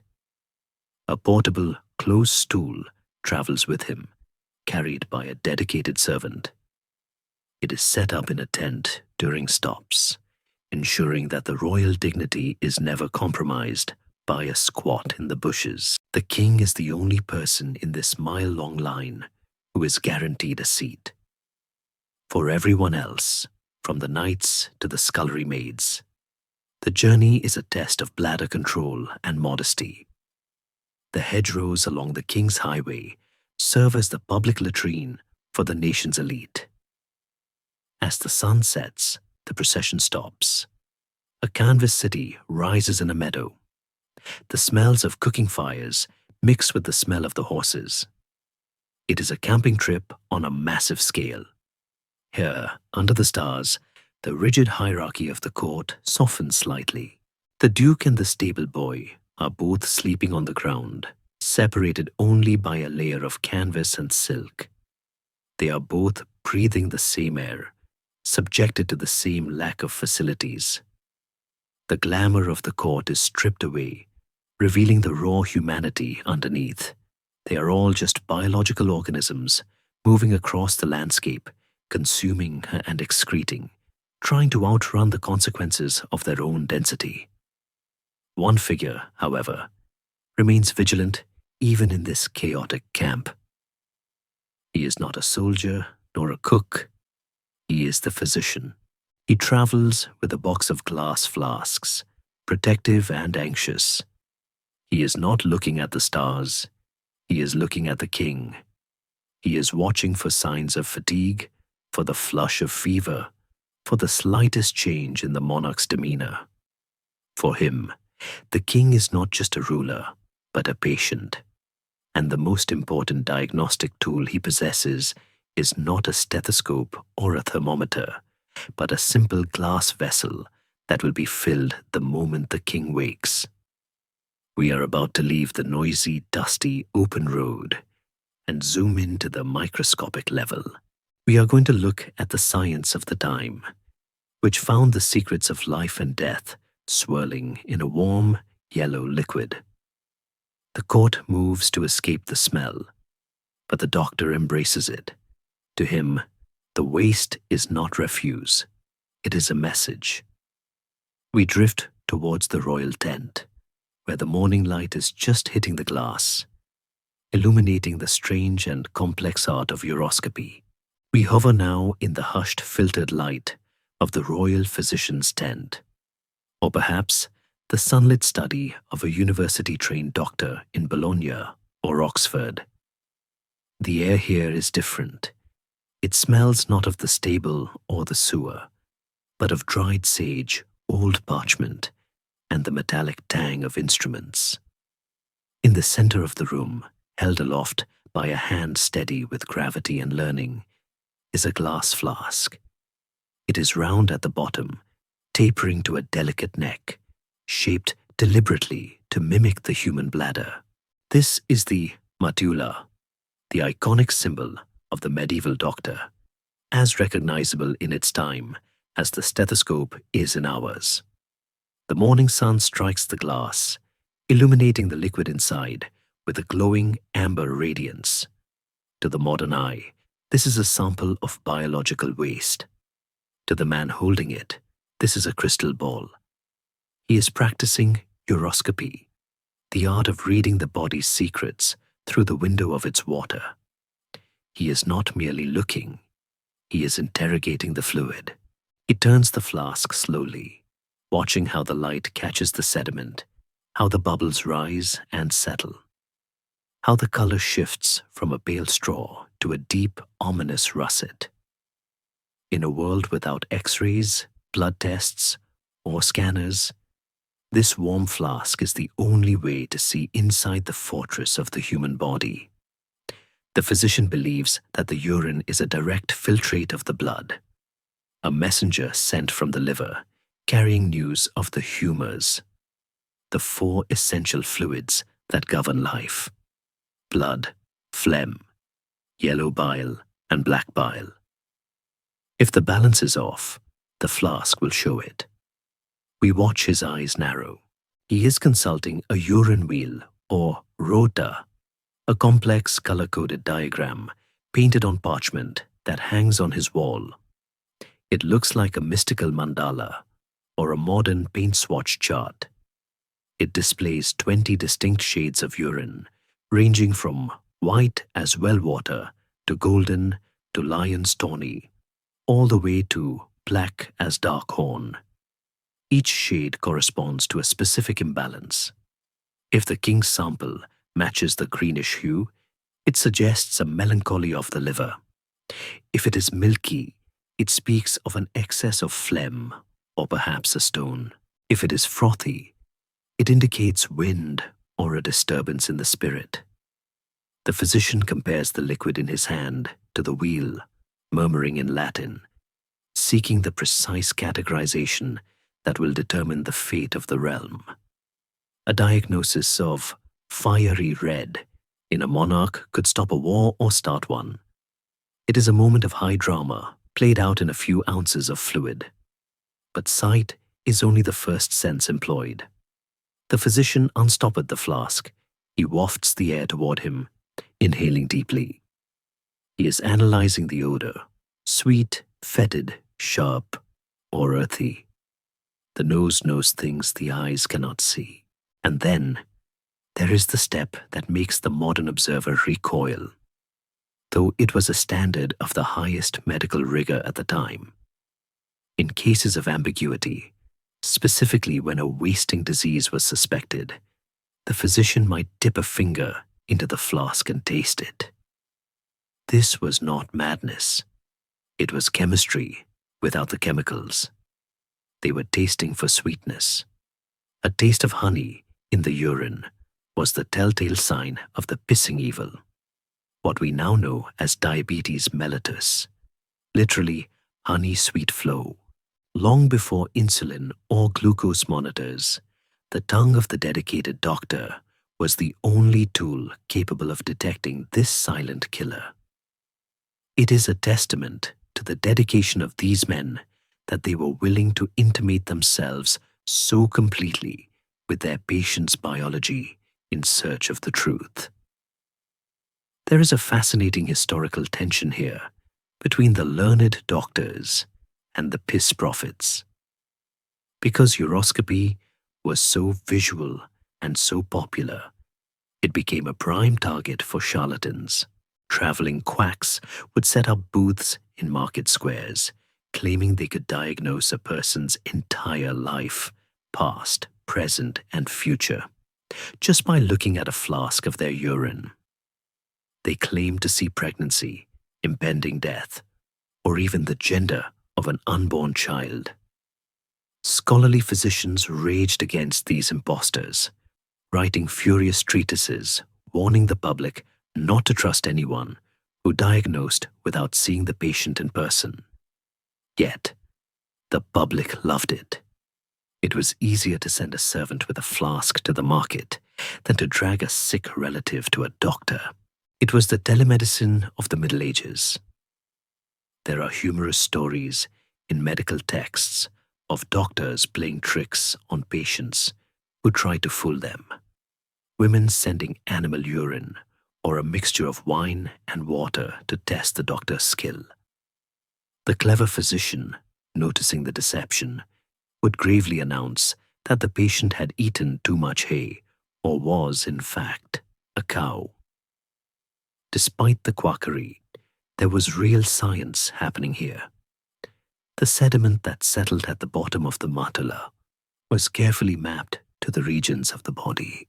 The top layer represented the head, the middle, the torso, and the bottom, the reproductive organs. A cloudiness in a specific layer gave a localized diagnosis.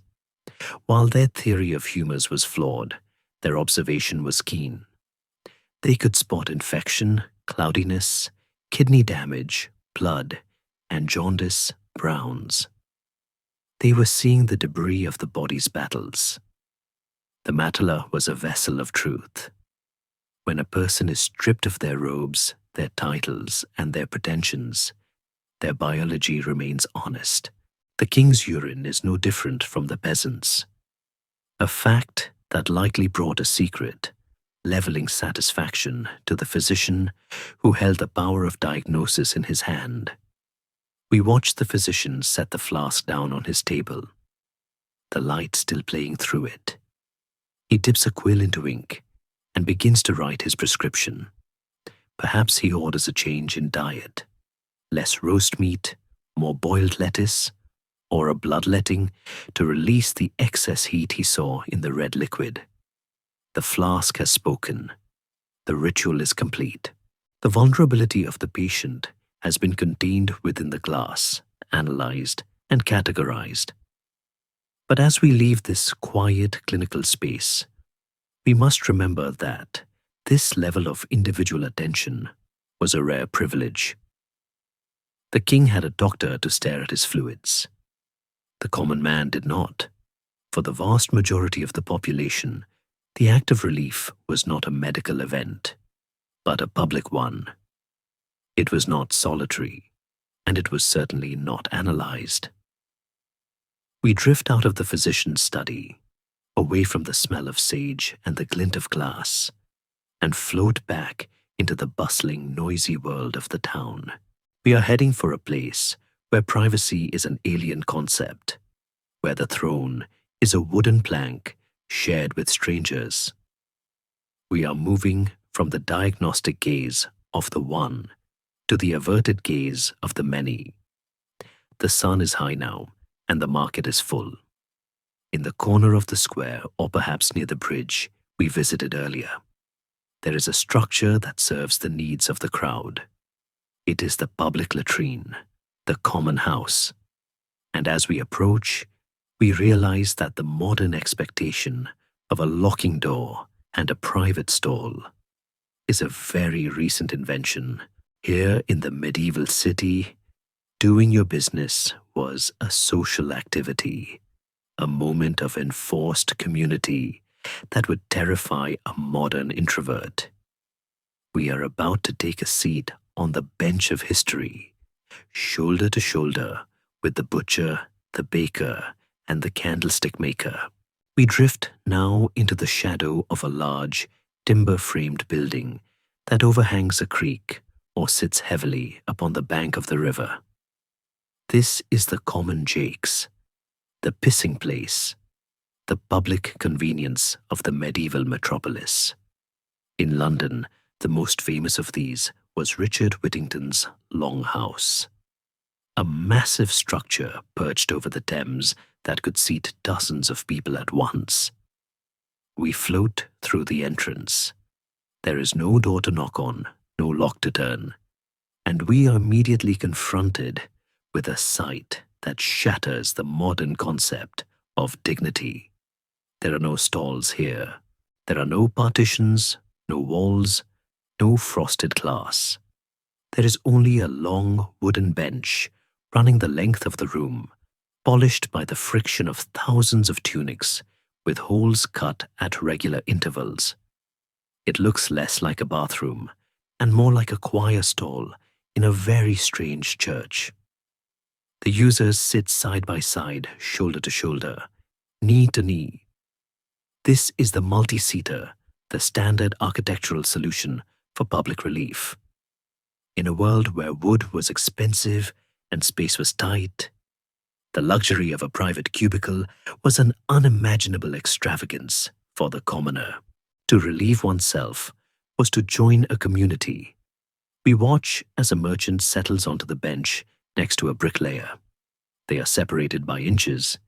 In the modern world, this proximity would induce a paralyzing anxiety, a shy bladder epidemic of massive proportions. But here, the social contract is different. The medieval mind has constructed a different kind of wall, not of brick, but of behavior. There is a fascinating, unwritten code of conduct in the common Jakes, a courtesy of the eyes. Men and women, for these places were sometimes used by both, depending on the city and the time of day, learned to create a cone of solitude through gaze alone. You look at the floor, you look at the ceiling, you look at your own hands. You do not look at your neighbor. It is a psychological partition, a collective agreement to pretend that the person breathing 6 inches away from you is not actually there. Yet, human nature is irrepressible. For the extrovert, the multi-seater was not a torture chamber, but a social club. The latrine rumor was a primary source of news. Where else could you find a captive audience? We can hear the low murmur of conversation drifting over the sound of the water below. Deals were struck here. Gossip was exchanged. The price of grain, the health of the king, the scandal of the local baker, all were dissected while sitting on the bench. The public latrine was the equalizer. It stripped away the pretensions of the street. When you are sitting on a plank with your robes hitched up, it is very difficult to maintain an air of superiority over the man next to you. We must also consider the role of fashion in preserving what little modesty remained. The medieval wardrobe was, quite accidentally, perfectly designed for the multi-seater. Men wore long tunics, women wore long skirts and kirtles.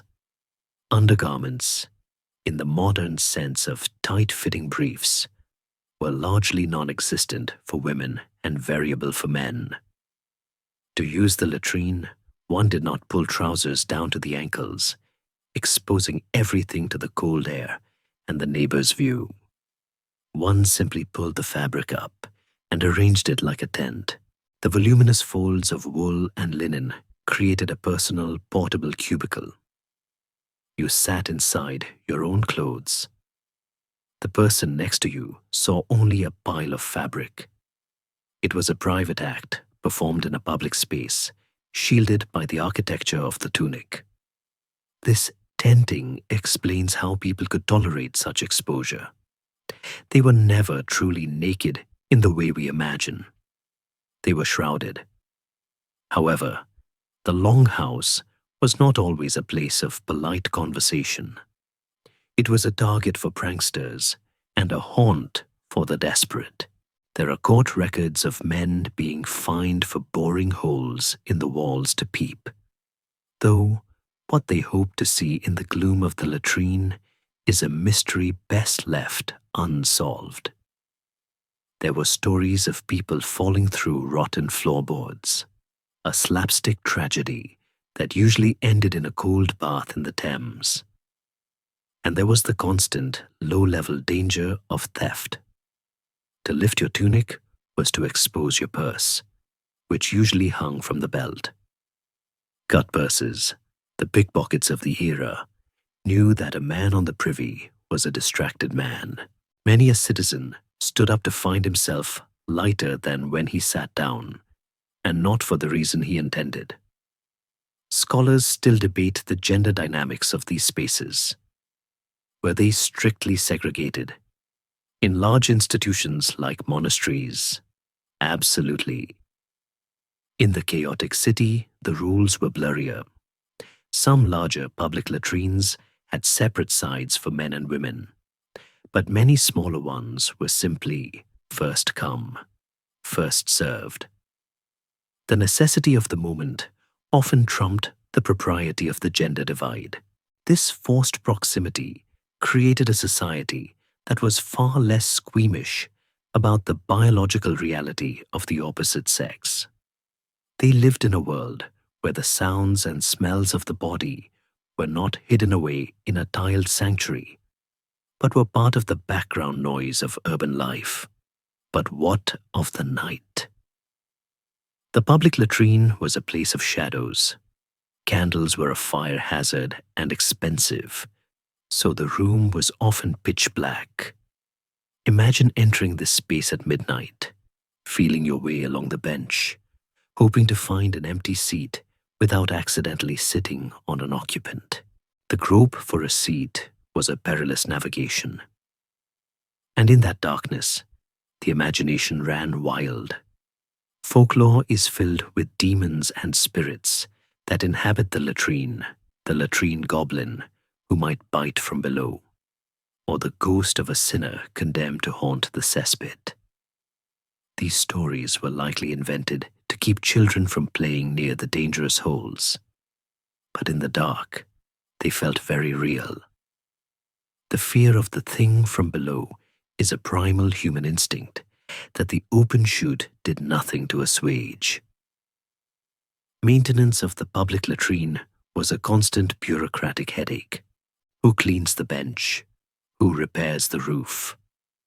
In London, The rakers were employed to sweep the floors, but the volume of traffic in a place like Whittington's Longhouse, which had separate sections for men and women and was flushed by the tide, was staggering. The city records show endless expenditures for cleansing the common privy. It was a public utility that required constant investment. When the money ran out, the latrine became a horror show, overflowing and unusable, forcing the citizens back into the alleys and creating a cycle of filth. A well-run public toilet was a sign of a wealthy, organized city. A broken one was a sign of civic decay. There is a profound vulnerability here that touches the heart. To be human is to have needs that cannot be postponed. The king in his velvet-covered box and the beggar on the common bench are united by this unyielding biological clock.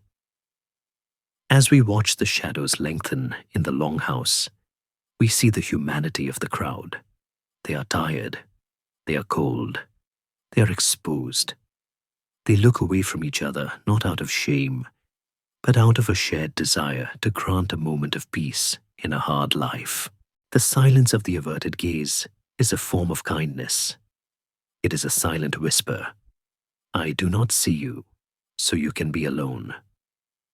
But as the crowd grows and the air in the longhouse becomes heavy and stagnant, the sheer sensory weight of the place becomes undeniable. The courtesy of the eyes can block the sight, but nothing can block the smell. It wraps around the visitors, clinging to their hair and clothes.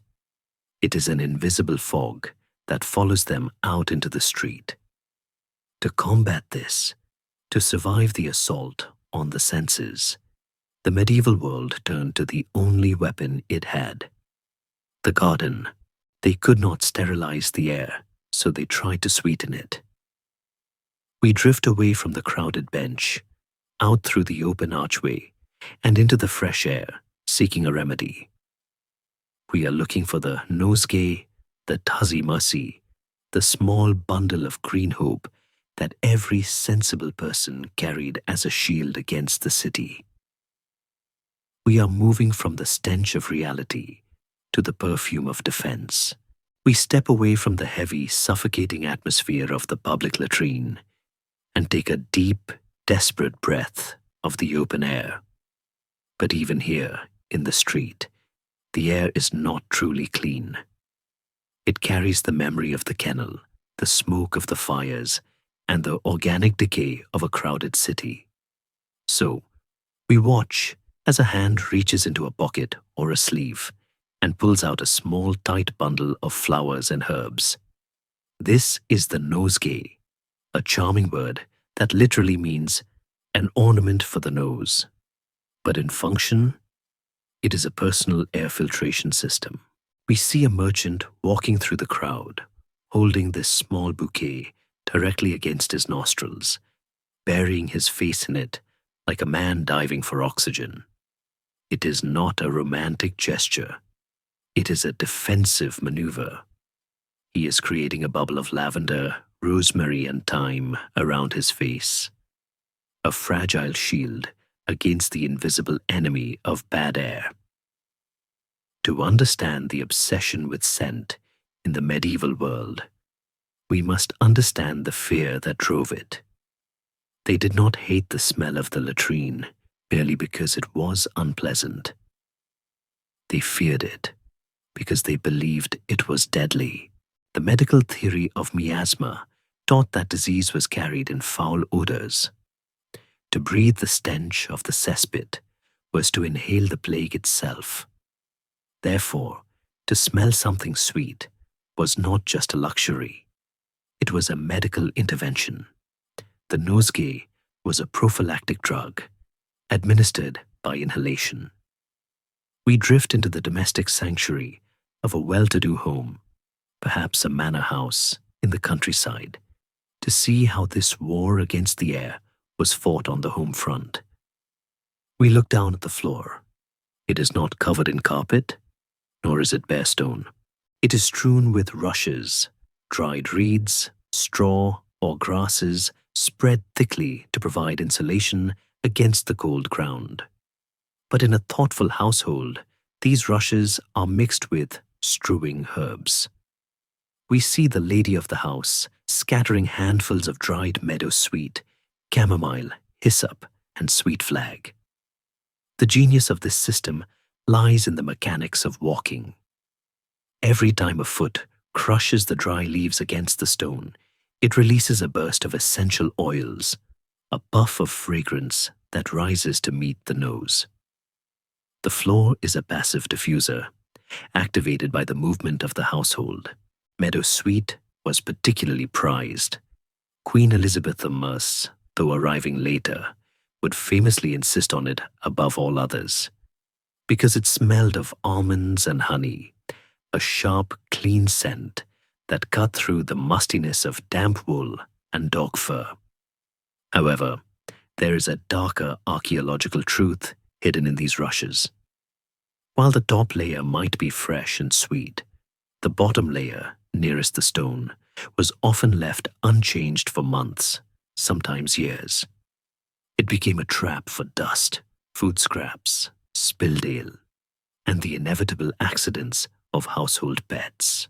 Erasmus of Rotterdam, writing in the 16th century, famously complained about English floors, noting that the bottom layer of rushes harbored spittle, vomit, leakage of dogs and men, ale, and fish remnants.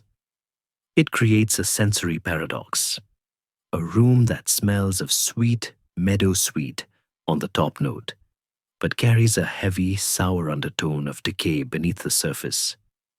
It was a perfume sprayed over a landfill. For the wealthy, the defense against the vapors took a more solid, permanent form. We see a heavy gold chain hanging from the belt of a noblewoman. At the end of it swings a metal ball, perhaps the size of a tennis ball, intricately filigreed and pierced with holes. This is the pomander, from the French pomme d'ambre, or apple of amber. It is the ultimate status symbol of hygiene. We float closer to inspect it. The metal sphere is hinged. When opened, it reveals segments, like an orange, each one filled with a specific waxy paste. These pastes are made of the most expensive substances on earth: ambergris, whale vomit, aged to a sweet earthiness; musk, from the gland of a deer; civet, from the gland of a cat; and rare spices like cloves and cinnamon. These are heavy animalistic scents, powerful enough to linger for days. The pomander was a weaponized air freshener. In a crowded room, or when passing a particularly foul privy, the owner would lift the heavy metal ball to their nose and inhale the scent of wealth. It was a signal to the world: I can afford to smell different than you. There is a scholarly debate about the effectiveness of these measures. Did they actually work? Surprisingly, yes, but not for the reasons they thought. They believed the sweet smell pushed away the bad air. In reality, many of the herbs they used, rosemary, lavender, thyme, sage, contain potent volatile oils that have genuine antibacterial and insect repellent properties. Fleas and lice, the true vectors of typhus and plague, detest the smell of lavender. By strewing these herbs in their clothes and beds, medieval people were unwittingly creating a chemical barrier against parasites. The nosegay didn't stop the miasma, but it might have stopped the flea jumping from the neighbor's coat. It is a beautiful example of the right deed for the wrong reason. Their intuition that clean-smelling plants protect health was functionally correct, even if their germ theory was non-existent. We must also visit the still room, a vital space in the medieval manor that has been largely forgotten. It is a small room, usually near the kitchen or the garden, where the ladies of the house practice the chemistry of scent. We see copper alembics and glass tubing, bubbling with rose petals and water, They are distilling rose water and lavender water. These were not just perfumes for vanity. They were used to wash hands, to wipe down tables, and yes, to rinse the chamber pots.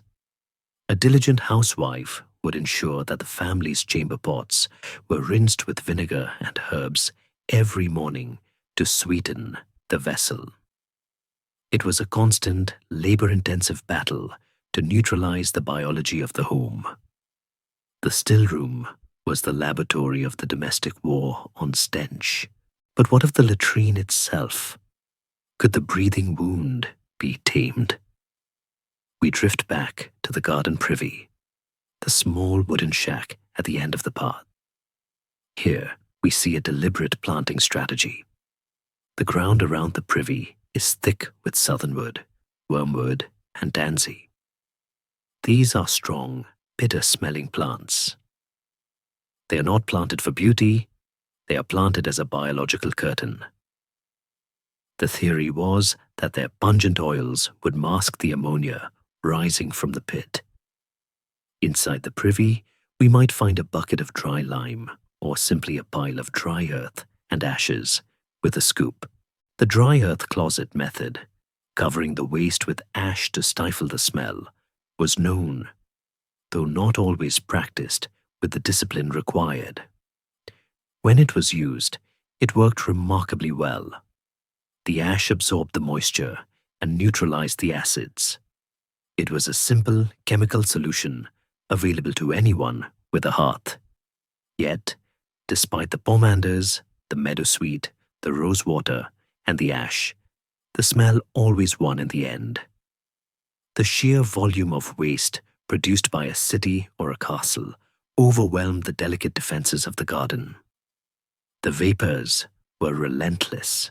We can feel the frustration of a society that could build cathedrals that touched the clouds, but could not figure out how to make a room smell clean for more than an hour. They were trapping the smell, masking it, fighting it with flowers, but they were never removing it. The waste remained. It sat in the pits, in the moats, and in the kennels, breathing its heavy breath. There is a gentle, human comedy in this aromatic arms race. We see a young courtier, doused in so much musk and civet that his presence makes eyes water, trying to woo a lady who is holding a pomander so tightly to her nose that she can barely hear him speak. They are two scented islands trying to connect in a sea of rot. They are pretending, with great effort, that the world does not smell the way it does. It is a performance of civilization. As we linger in the scent of the herb garden, watching the bees hum around the lavender, we sense a shift in the wind. The flowers are not enough. The pomander is too heavy. The people are tired of masking the problem. They want to solve it. They dream of a way to make the waste disappear, not just from the nose, but from the world. They dream of water that moves at a command. And in the mind of one man, a courtier and a poet who is tired of the smell of the court, a gear begins to turn. A mechanical solution is forming. We are about to leave the organic world of herbs and enter the age of the machine. We are going to meet Sir John Harrington, a man who will look at the privy and see not a hole, but a valve. The first flush is coming, but it will arrive with a strange prophetic sound. The cry of a mechanical swan. We leave the fragrant but futile efforts of the herb garden and leap forward in time, landing softly in the year 1596. We find ourselves in the library of a grand country estate in Kelston, near Bath. The air here is thick with the scent of old paper and the nervous energy of a man who is both a genius and a fool. This is Sir John Harrington, a godson of Queen Elizabeth I, a courtier, a poet, and a man currently in exile. He was banished from court for the crime of translating a poem that was a little too racy for the Queen's ladies. And in his boredom, in the quiet of the countryside, his mind has turned to the most unpoetic problem of all, the privy. He sits at his desk, sketching, but he is not drawing a sonnet or a lover's knot. He is drawing a valve. He is drawing a cistern. He is drawing the future. Harrington is about to invent the machine that will eventually save the world, though the world is not yet ready to be saved. He calls his invention the Ajax, a pun that delighted the Elizabethan sense of humor. Ajax being the slang for a toilet, and Ajax being the Greek hero. It was a highbrow joke for a lowbrow object. We float over his shoulder and look at the diagram. It is a thing of strange beauty. It depicts a seat, not unlike the ones we know, but beneath it lies a mechanism that defies the gravity-fed logic of the past 1,000 years. There is a pan to catch the waste, but the bottom of the pan is sealed with a leather valve, a watertight stopper. Above the seat, hidden in the ceiling or mounted high on the wall, is a tank of water, and connecting the two is a series of levers and handles. In the diagrams, the handle to release the water is often depicted with a whimsical flourish, sometimes described or drawn as a swimming bird or a fish. Let us imagine it as he surely did, a mechanical swan. When the user pulls the lever, the swan dives. The leather valve at the bottom opens. The water from the tank above rushes down with the force of a cataract. The waste is not merely dropped. It is chased. It is scoured away by the power of hydraulics, pushed into the cesspit below. And then, clunk, the valve closes, sealing the smell away. Or so the theory goes. This is the first true flush toilet in history. It is a moment of technological singularity. For the first time, human agency is replaced by mechanical force. We watch as Harrington builds the prototype in his manner. He invites us to witness the test. He pulls the handle. Whoosh! The sound is startling in a world used to the quiet plop of the long drop. It is the sound of power. The water rushes, the pan clears, and the silence returns. It is a miracle. He has created a machine that erases the evidence of the body.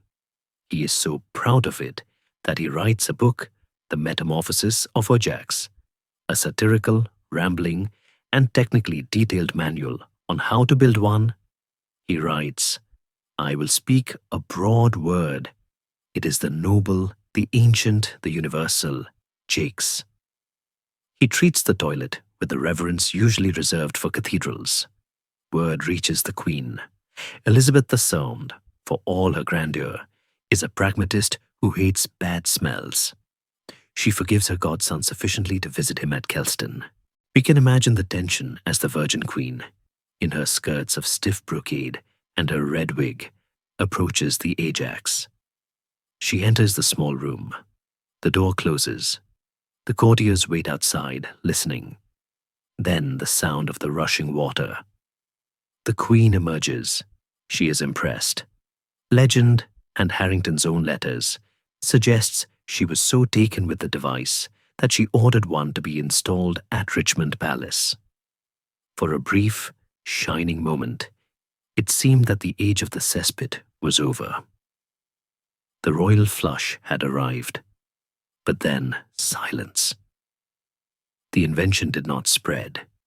It did not revolutionize London. It did not save the city from the plague. Why? We drift through the corridors of Richmond Palace to find the answer. We stand before the royal Ajax and we listen. We hear the water, yes, but we also hear the problem. It is loud. The rush of water through the uninsulated pipes is a roar that echoes through the timber-framed palace. In a court where privacy is already scarce, a toilet that announces its usage with the volume of a waterfall is a social liability. But there is a deeper, more fatal flaw. We lean in close to the pan. The valve is closed. But wait, a faint, insidious smell is seeping around the leather seal. Harrington has invented the flush, but he has not invented the S-bend. He has not invented the water trap.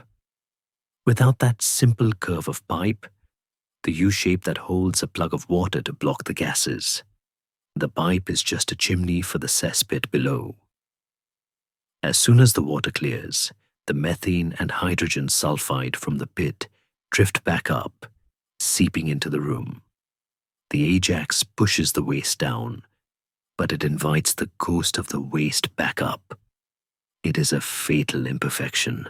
The queen eventually tires of the smell or the noise, and the device falls into disuse. It becomes a curiosity, a toy for a bored nobleman, not a solution for a civilization. There is a tragic irony here. The technology to save millions of lives from cholera and typhoid was sitting in a book in 1596, illustrated with diagrams of mechanical swans. But the infrastructure wasn't there to support it. A flush toilet needs a constant supply of pressurized water, something rare in a medieval or Renaissance home. It also needs somewhere for the water to go. Flushing 5 gallons of water into a standard cesspit just fills the pit faster, causing it to overflow in days rather than months. The Ajax was a machine without a system. It was an iPhone in the Stone Age, brilliant, but useless without the network. So, the Ajax is forgotten. Harrington dies. His book is read for its dirty jokes, not its engineering diagrams. The world returns to the chamber pot and the close stool. The great silence of sanitation descends once more. We float away from the disappointment of Kelston, leaving the prototype to rust. We move forward in time again, crossing the channel to the glittering golden zenith of the absolute monarchy. We are going to the place that calls itself the center of the world, the palace that is the envy of every king and the despair of every nose. We are going to Versailles. The year is 1682, or perhaps 1700. The Sun King, Louis XIV, has built a temple to himself. It is a sprawling complex of marble, gold leaf, mirrors, and fountains. It is designed to awe the heavens. But as we glide through the Hall of Mirrors, catching our reflection in the glass that cost a kingdom's ransom, we notice something jarring. The courtiers are beautiful. They are painted, powdered, and wigged. They bow with exquisite grace. But their eyes are watering. And if we look into the corners of the grand staircases, behind the heavy velvet curtains, or in the manicured gardens, we see the dark stain of reality. Versailles, the most beautiful palace on earth, is arguably the filthiest place in Europe. We are about to explore the Versailles paradox, where the absolute power of the king could command armies, but could not command a working toilet. The distance between the gold on the ceiling and the pile on the floor has never been smaller. We are standing in the Hall of Mirrors. It is the year 1685. The sun is streaming through the 17 high-arched windows, bouncing off the 17 corresponding mirrors, creating a cage of infinite light. The ceiling is a riot of painted gods and heroes, celebrating the triumphs of Louis XIV, the Sun King, the man who believed he was the center of the solar system. The visual impact is overwhelming. It is the most expensive room in the world, a testament to absolute power and refined taste. But we must close our eyes to truly understand it. We must inhale, and when we do, the golden illusion shatters. The air in the Hall of Mirrors is not fresh. It is heavy, humid, and smells unmistakably of urine, sweat, and stale powder. It is the scent of 10,000 people trapped in a stone box with nowhere to go. Versailles is a masterpiece of architecture, but it is a catastrophe of plumbing. The palace was built on a marsh, which was the first mistake. The water table was high, the drainage poor, and the dampness seeped up through the marble floors. But the greater problem was the population density. Louis XIV required the entire nobility of France to live with him, under his roof where he could watch them. This meant that thousands of dukes, counts, their wives, servants, and hangers-on were crammed into tiny, unventilated apartments carved out of the palace's vast attic spaces. And for this city of gold and silk, there were almost no toilets. The commode existed, yes, a piece of furniture with a pot inside, but it was a luxury item reserved for the royal family and the highest princes. For the rest, there were the corridors, there were the stairwells, there were the fireplaces. It is a shocking historical reality that modern films about the period politely edit out. The etiquette of Versailles was rigid about how one bowed to the king, but anarchic about where one relieved oneself. We watch a scene that would be comical if it were not so desperate. A duke, dressed in silk stockings and a coat worth a year's wages for a peasant, finds himself in a crowded hallway. The king is in a meeting. The doors are locked. The nearest proper latrine is a mile away in the town. Nature calls. He glances around, finds a heavy velvet curtain or a dark corner under a staircase, and does what he must. He is not alone. Servants, guards, and even ladies of the court utilize the vast labyrinthine geography of the palace as a giant communal urinal.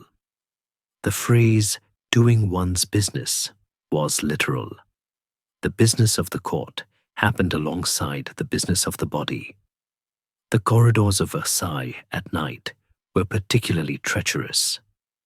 There were no electric lights, only the flickering of occasional torches. The floors were often slick. The sweepers were employed to clean the hallways, but the sheer volume of traffic meant they were fighting a losing battle. The smell was so pervasive that it became part of the architecture. There is a famous account by a visitor who noted that even in the king's own antechamber, one could be overcome by the stench if the wind blew the wrong way. The palace was a beautiful, gilded cage that smelled like a stable. But let us move from the hallway to the king's bedroom. Here, the act of elimination is not a shameful secret hidden behind a curtain. It is a ceremony. We are witnessing the levée, the king's morning rising. Louis XIV sits upon his chaise d'affaires, the chair of business. It is not a humble wooden box. It is a throne of black lacquer, inlaid with mother of pearl, padded with red velvet, and fitted with a golden basin. To be invited to watch the king sit on this chair was one of the highest honors in France.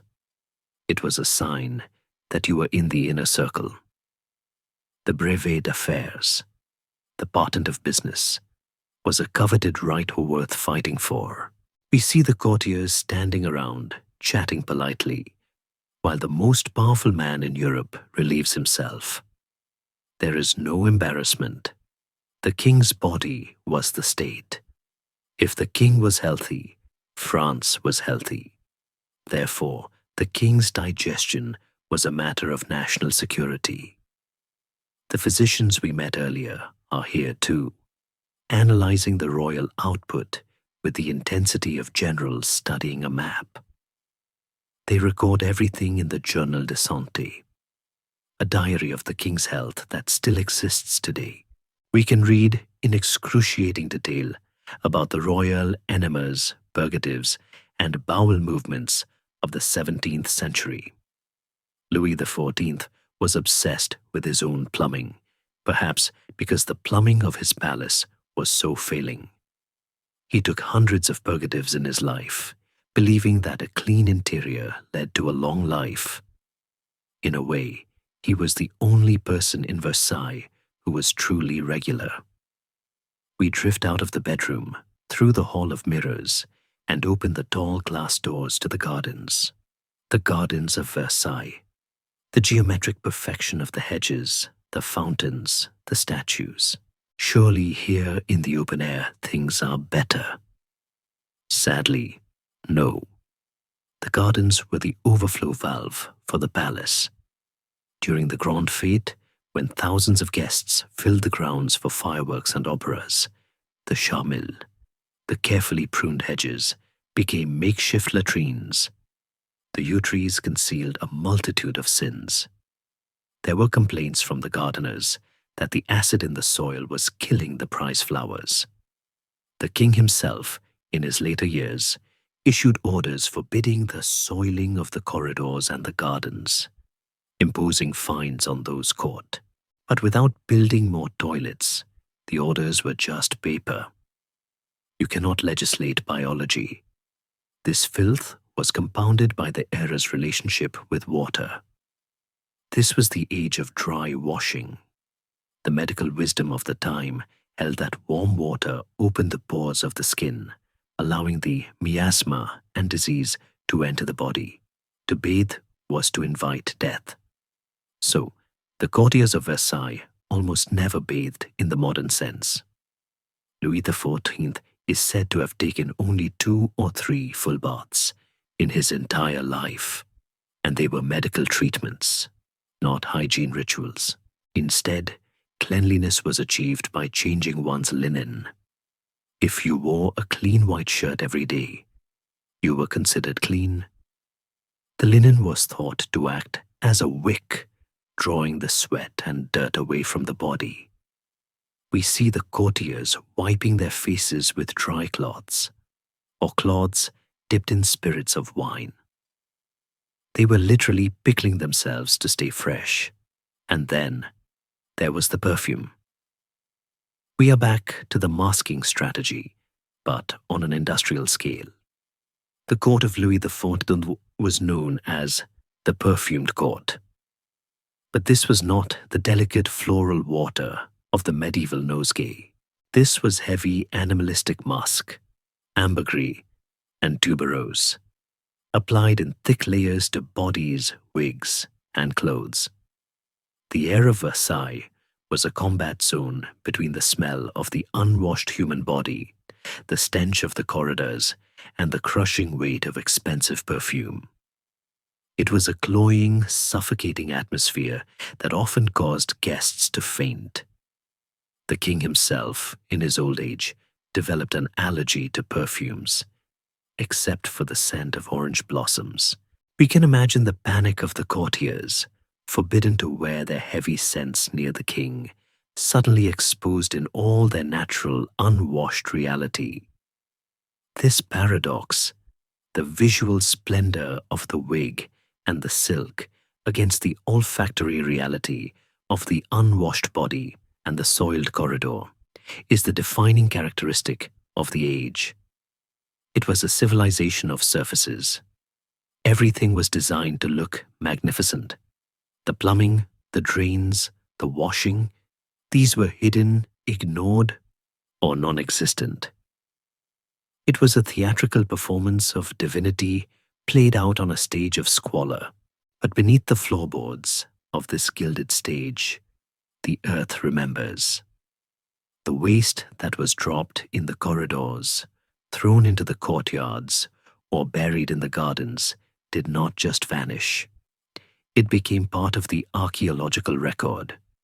We are about to leave the suffocating perfume of the court and descend once more into the cool, dark earth.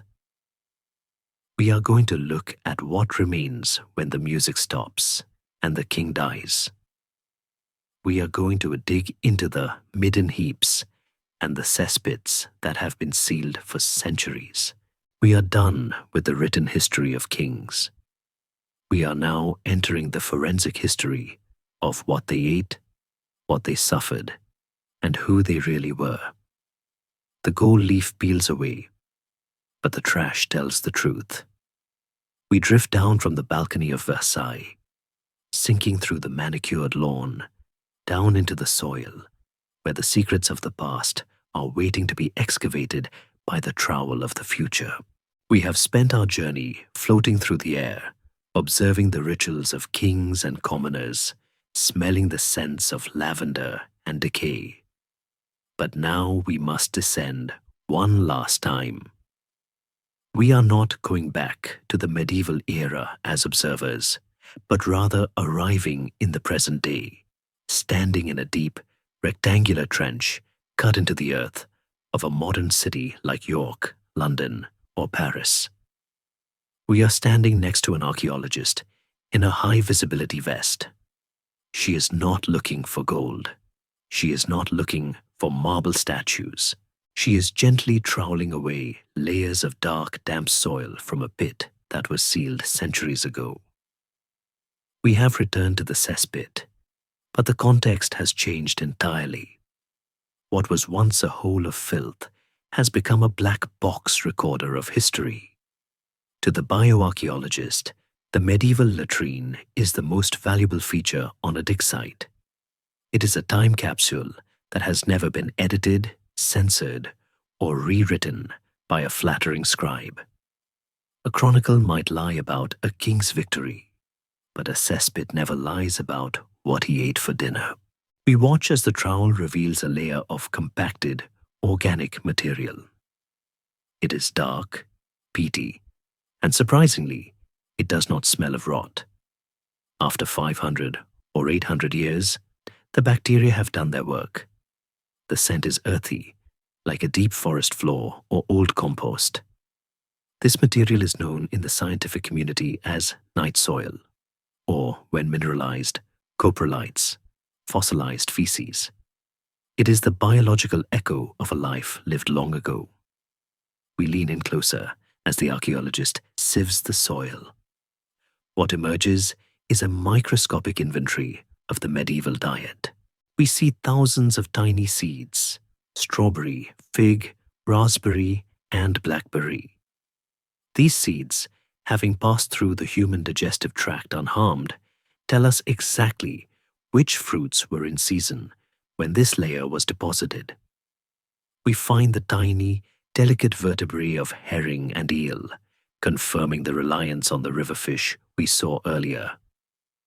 In the pits of the wealthy, we find the bones of swan, venison, and even porpoise, alongside exotic spices like peppercorns that cost a fortune to import. In the pits of the poor, the diet is coarser: fragments of rye husk, vegetable fibers, and field beans. The class system of the Middle Ages is written not just in laws, but in the very digestion of its people. We can literally trace the great chain of being through the food chain. But the microscope reveals a darker, more intimate secret.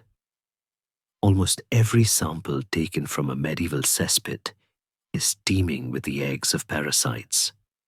We find the oval eggs of Ascaris lumbricoides, the giant roundworm, and the barrel-shaped eggs of Trichuris trichiura, the whipworm. This confirms the uncomfortable truth we touched upon in the castle. Nearly everyone, from the peasant to the pope, was hosting an internal zoo. The parasite load was enormous.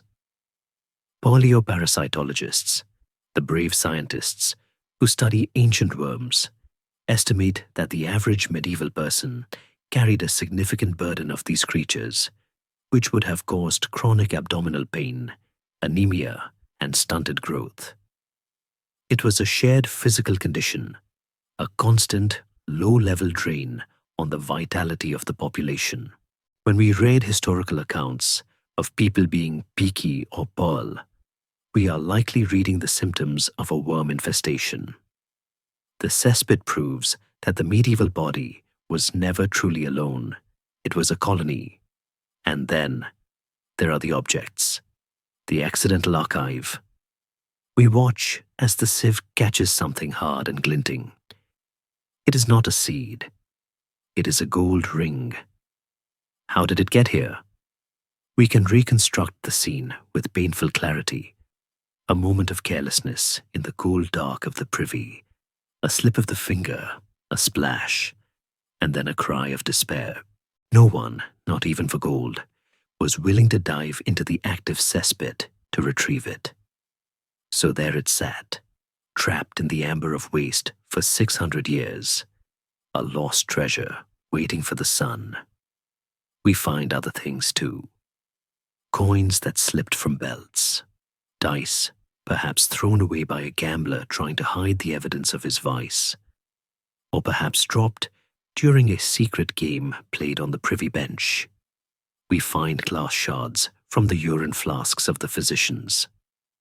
We find broken wax seals from letters that were read in secret, and then destroyed in the only place where privacy was guaranteed. The cesspit was the shredder of the Middle Ages. If you wanted something to disappear, you dropped it in the hole. We also find the tactile history we discussed earlier. The moss. In the waterlogged pits of Viking York, archaeologists have found perfectly preserved clumps of sphagnum moss, still green-brown, still soft. It is a physical validation of the arsewisp. We find scraps of textile, cut from old tunics, stained and discarded. These scraps allow textile historians to study the weave and dye of everyday clothing that would otherwise have rotted away. We are looking at the toilet paper of the past, and it is teaching us about the fashion of the time.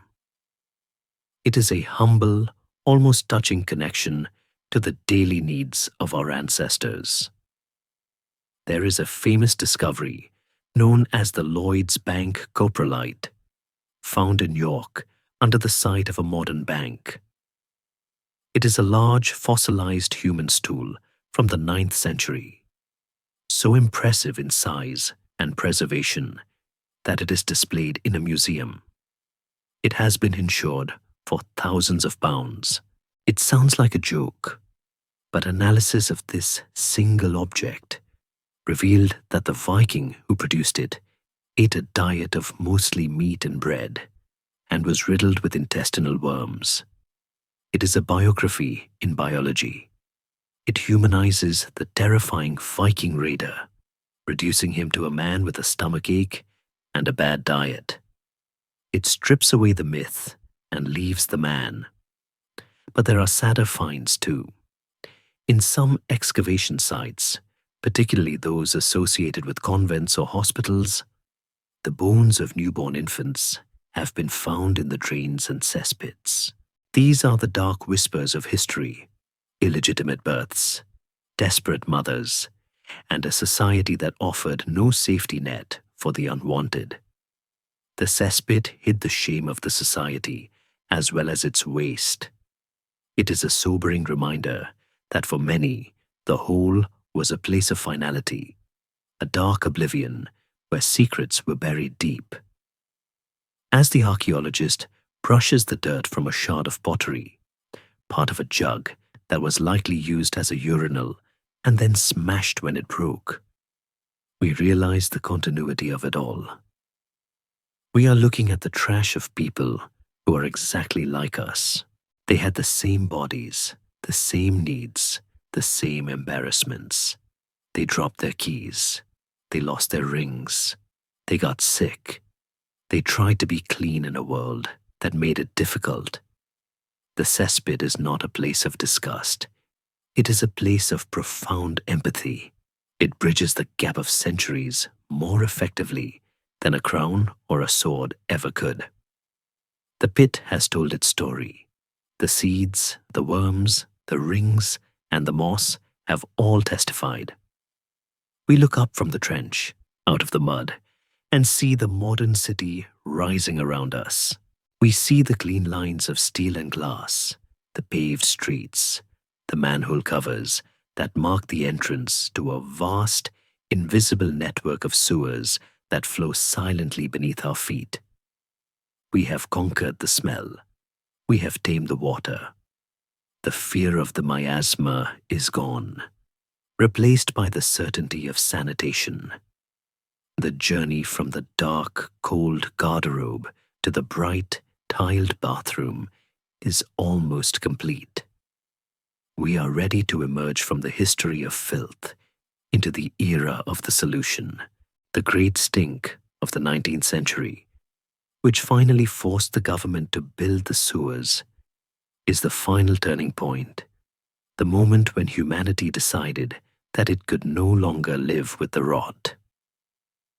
We are about to turn the tap, flush the handle, and wash the past away.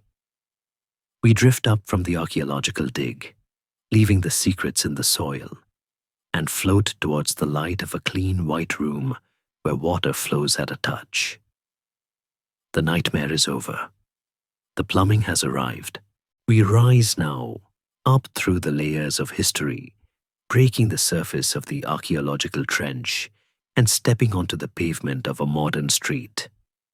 The air is cool and neutral, the overwhelming biological scent of the medieval world, that heavy, cloying mixture of wood smoke, animals, and open drains, is gone. It has been replaced by the invisible, silent efficiency of the modern city. But this silence was hard-won. It was not a gentle evolution, but a desperate revolution, born of a summer so foul, it broke the will of an empire. We drift briefly back to the summer of 1858 in London, known to history simply as the Great Stink. The Thames, still acting as the open sewer for a city that had exploded in population, finally rebelled. The heat was relentless.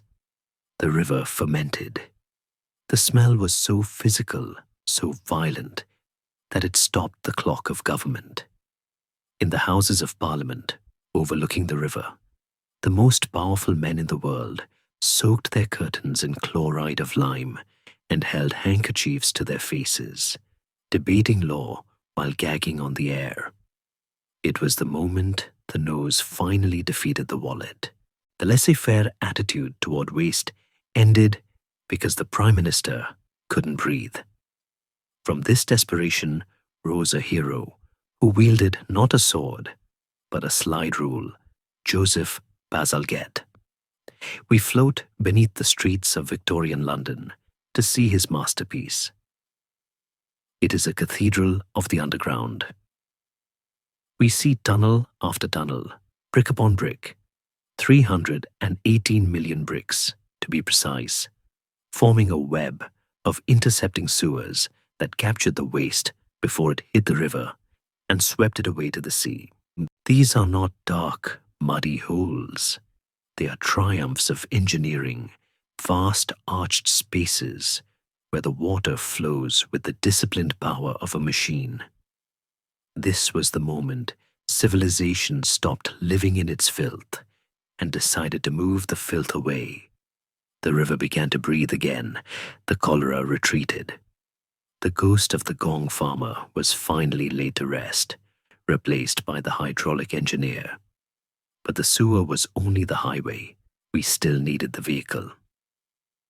We float into the workshop of a Scottish watchmaker named Alexander Cumming, and later, the manufactory of Thomas Crapper.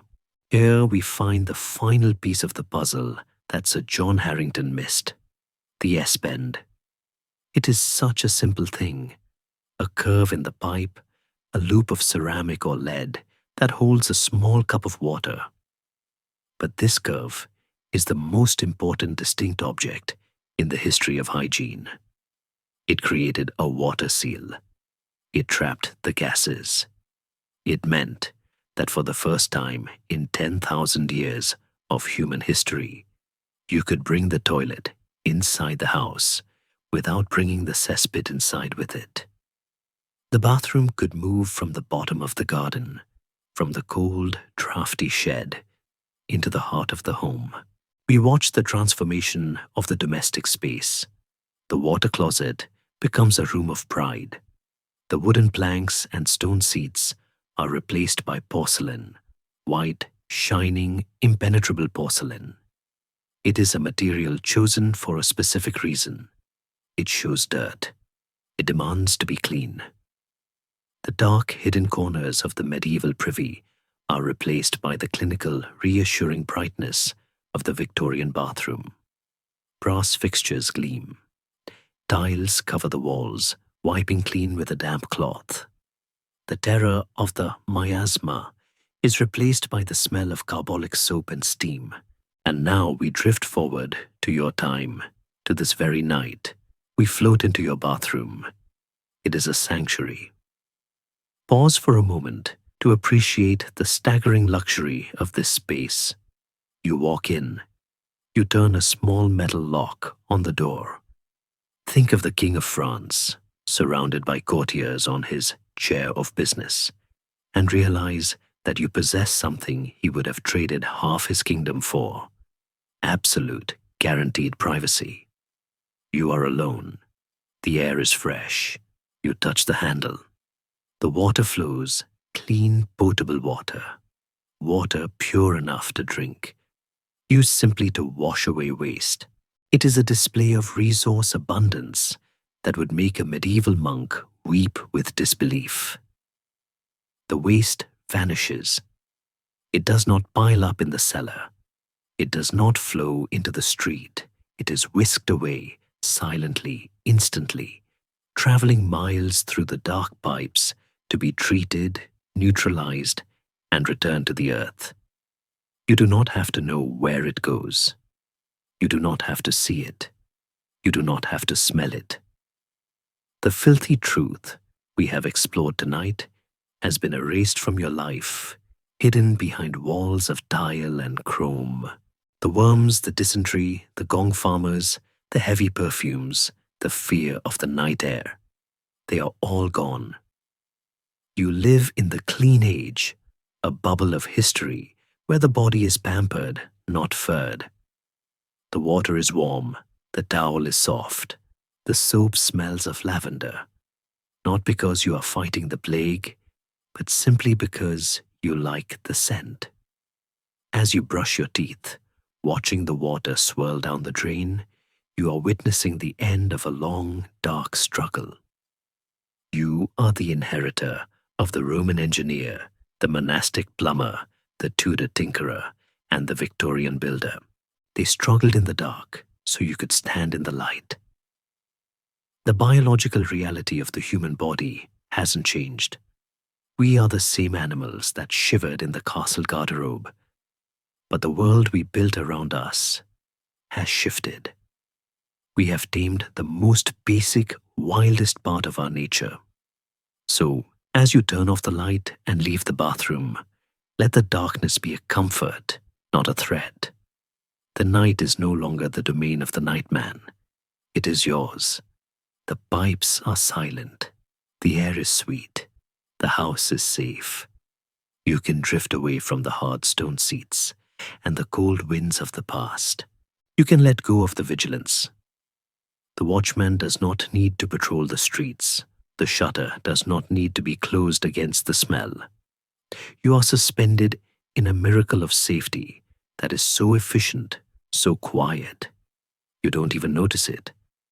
And that, in the end, is the greatest luxury of all, to not have to think about it, to simply be, to simply sleep. The history is written. The book is closed. The water is still. The heavy wooden doors of the past have swung shut, latching with a soft final click. The castle has faded into the mist, its cold stone walls dissolving into the comfort of your own warm room. The echoes of the market, the river, and the court have quieted, replaced by the gentle rhythm of your own breathing. You are no longer a traveler through the dark centuries. You are here, safe, in the soft embrace of the present. The struggle of the ancestors is over. Their stories have been told, and now they too can rest. Let the weight of the history you have carried tonight slip from your shoulders. sinking into the mattress, leaving you light and free. The air around you is clean and still. The night is a blanket of peace. There is nothing left to do, nothing left to fear. Just the quiet, just the dark, just the drift. Sweet dreams.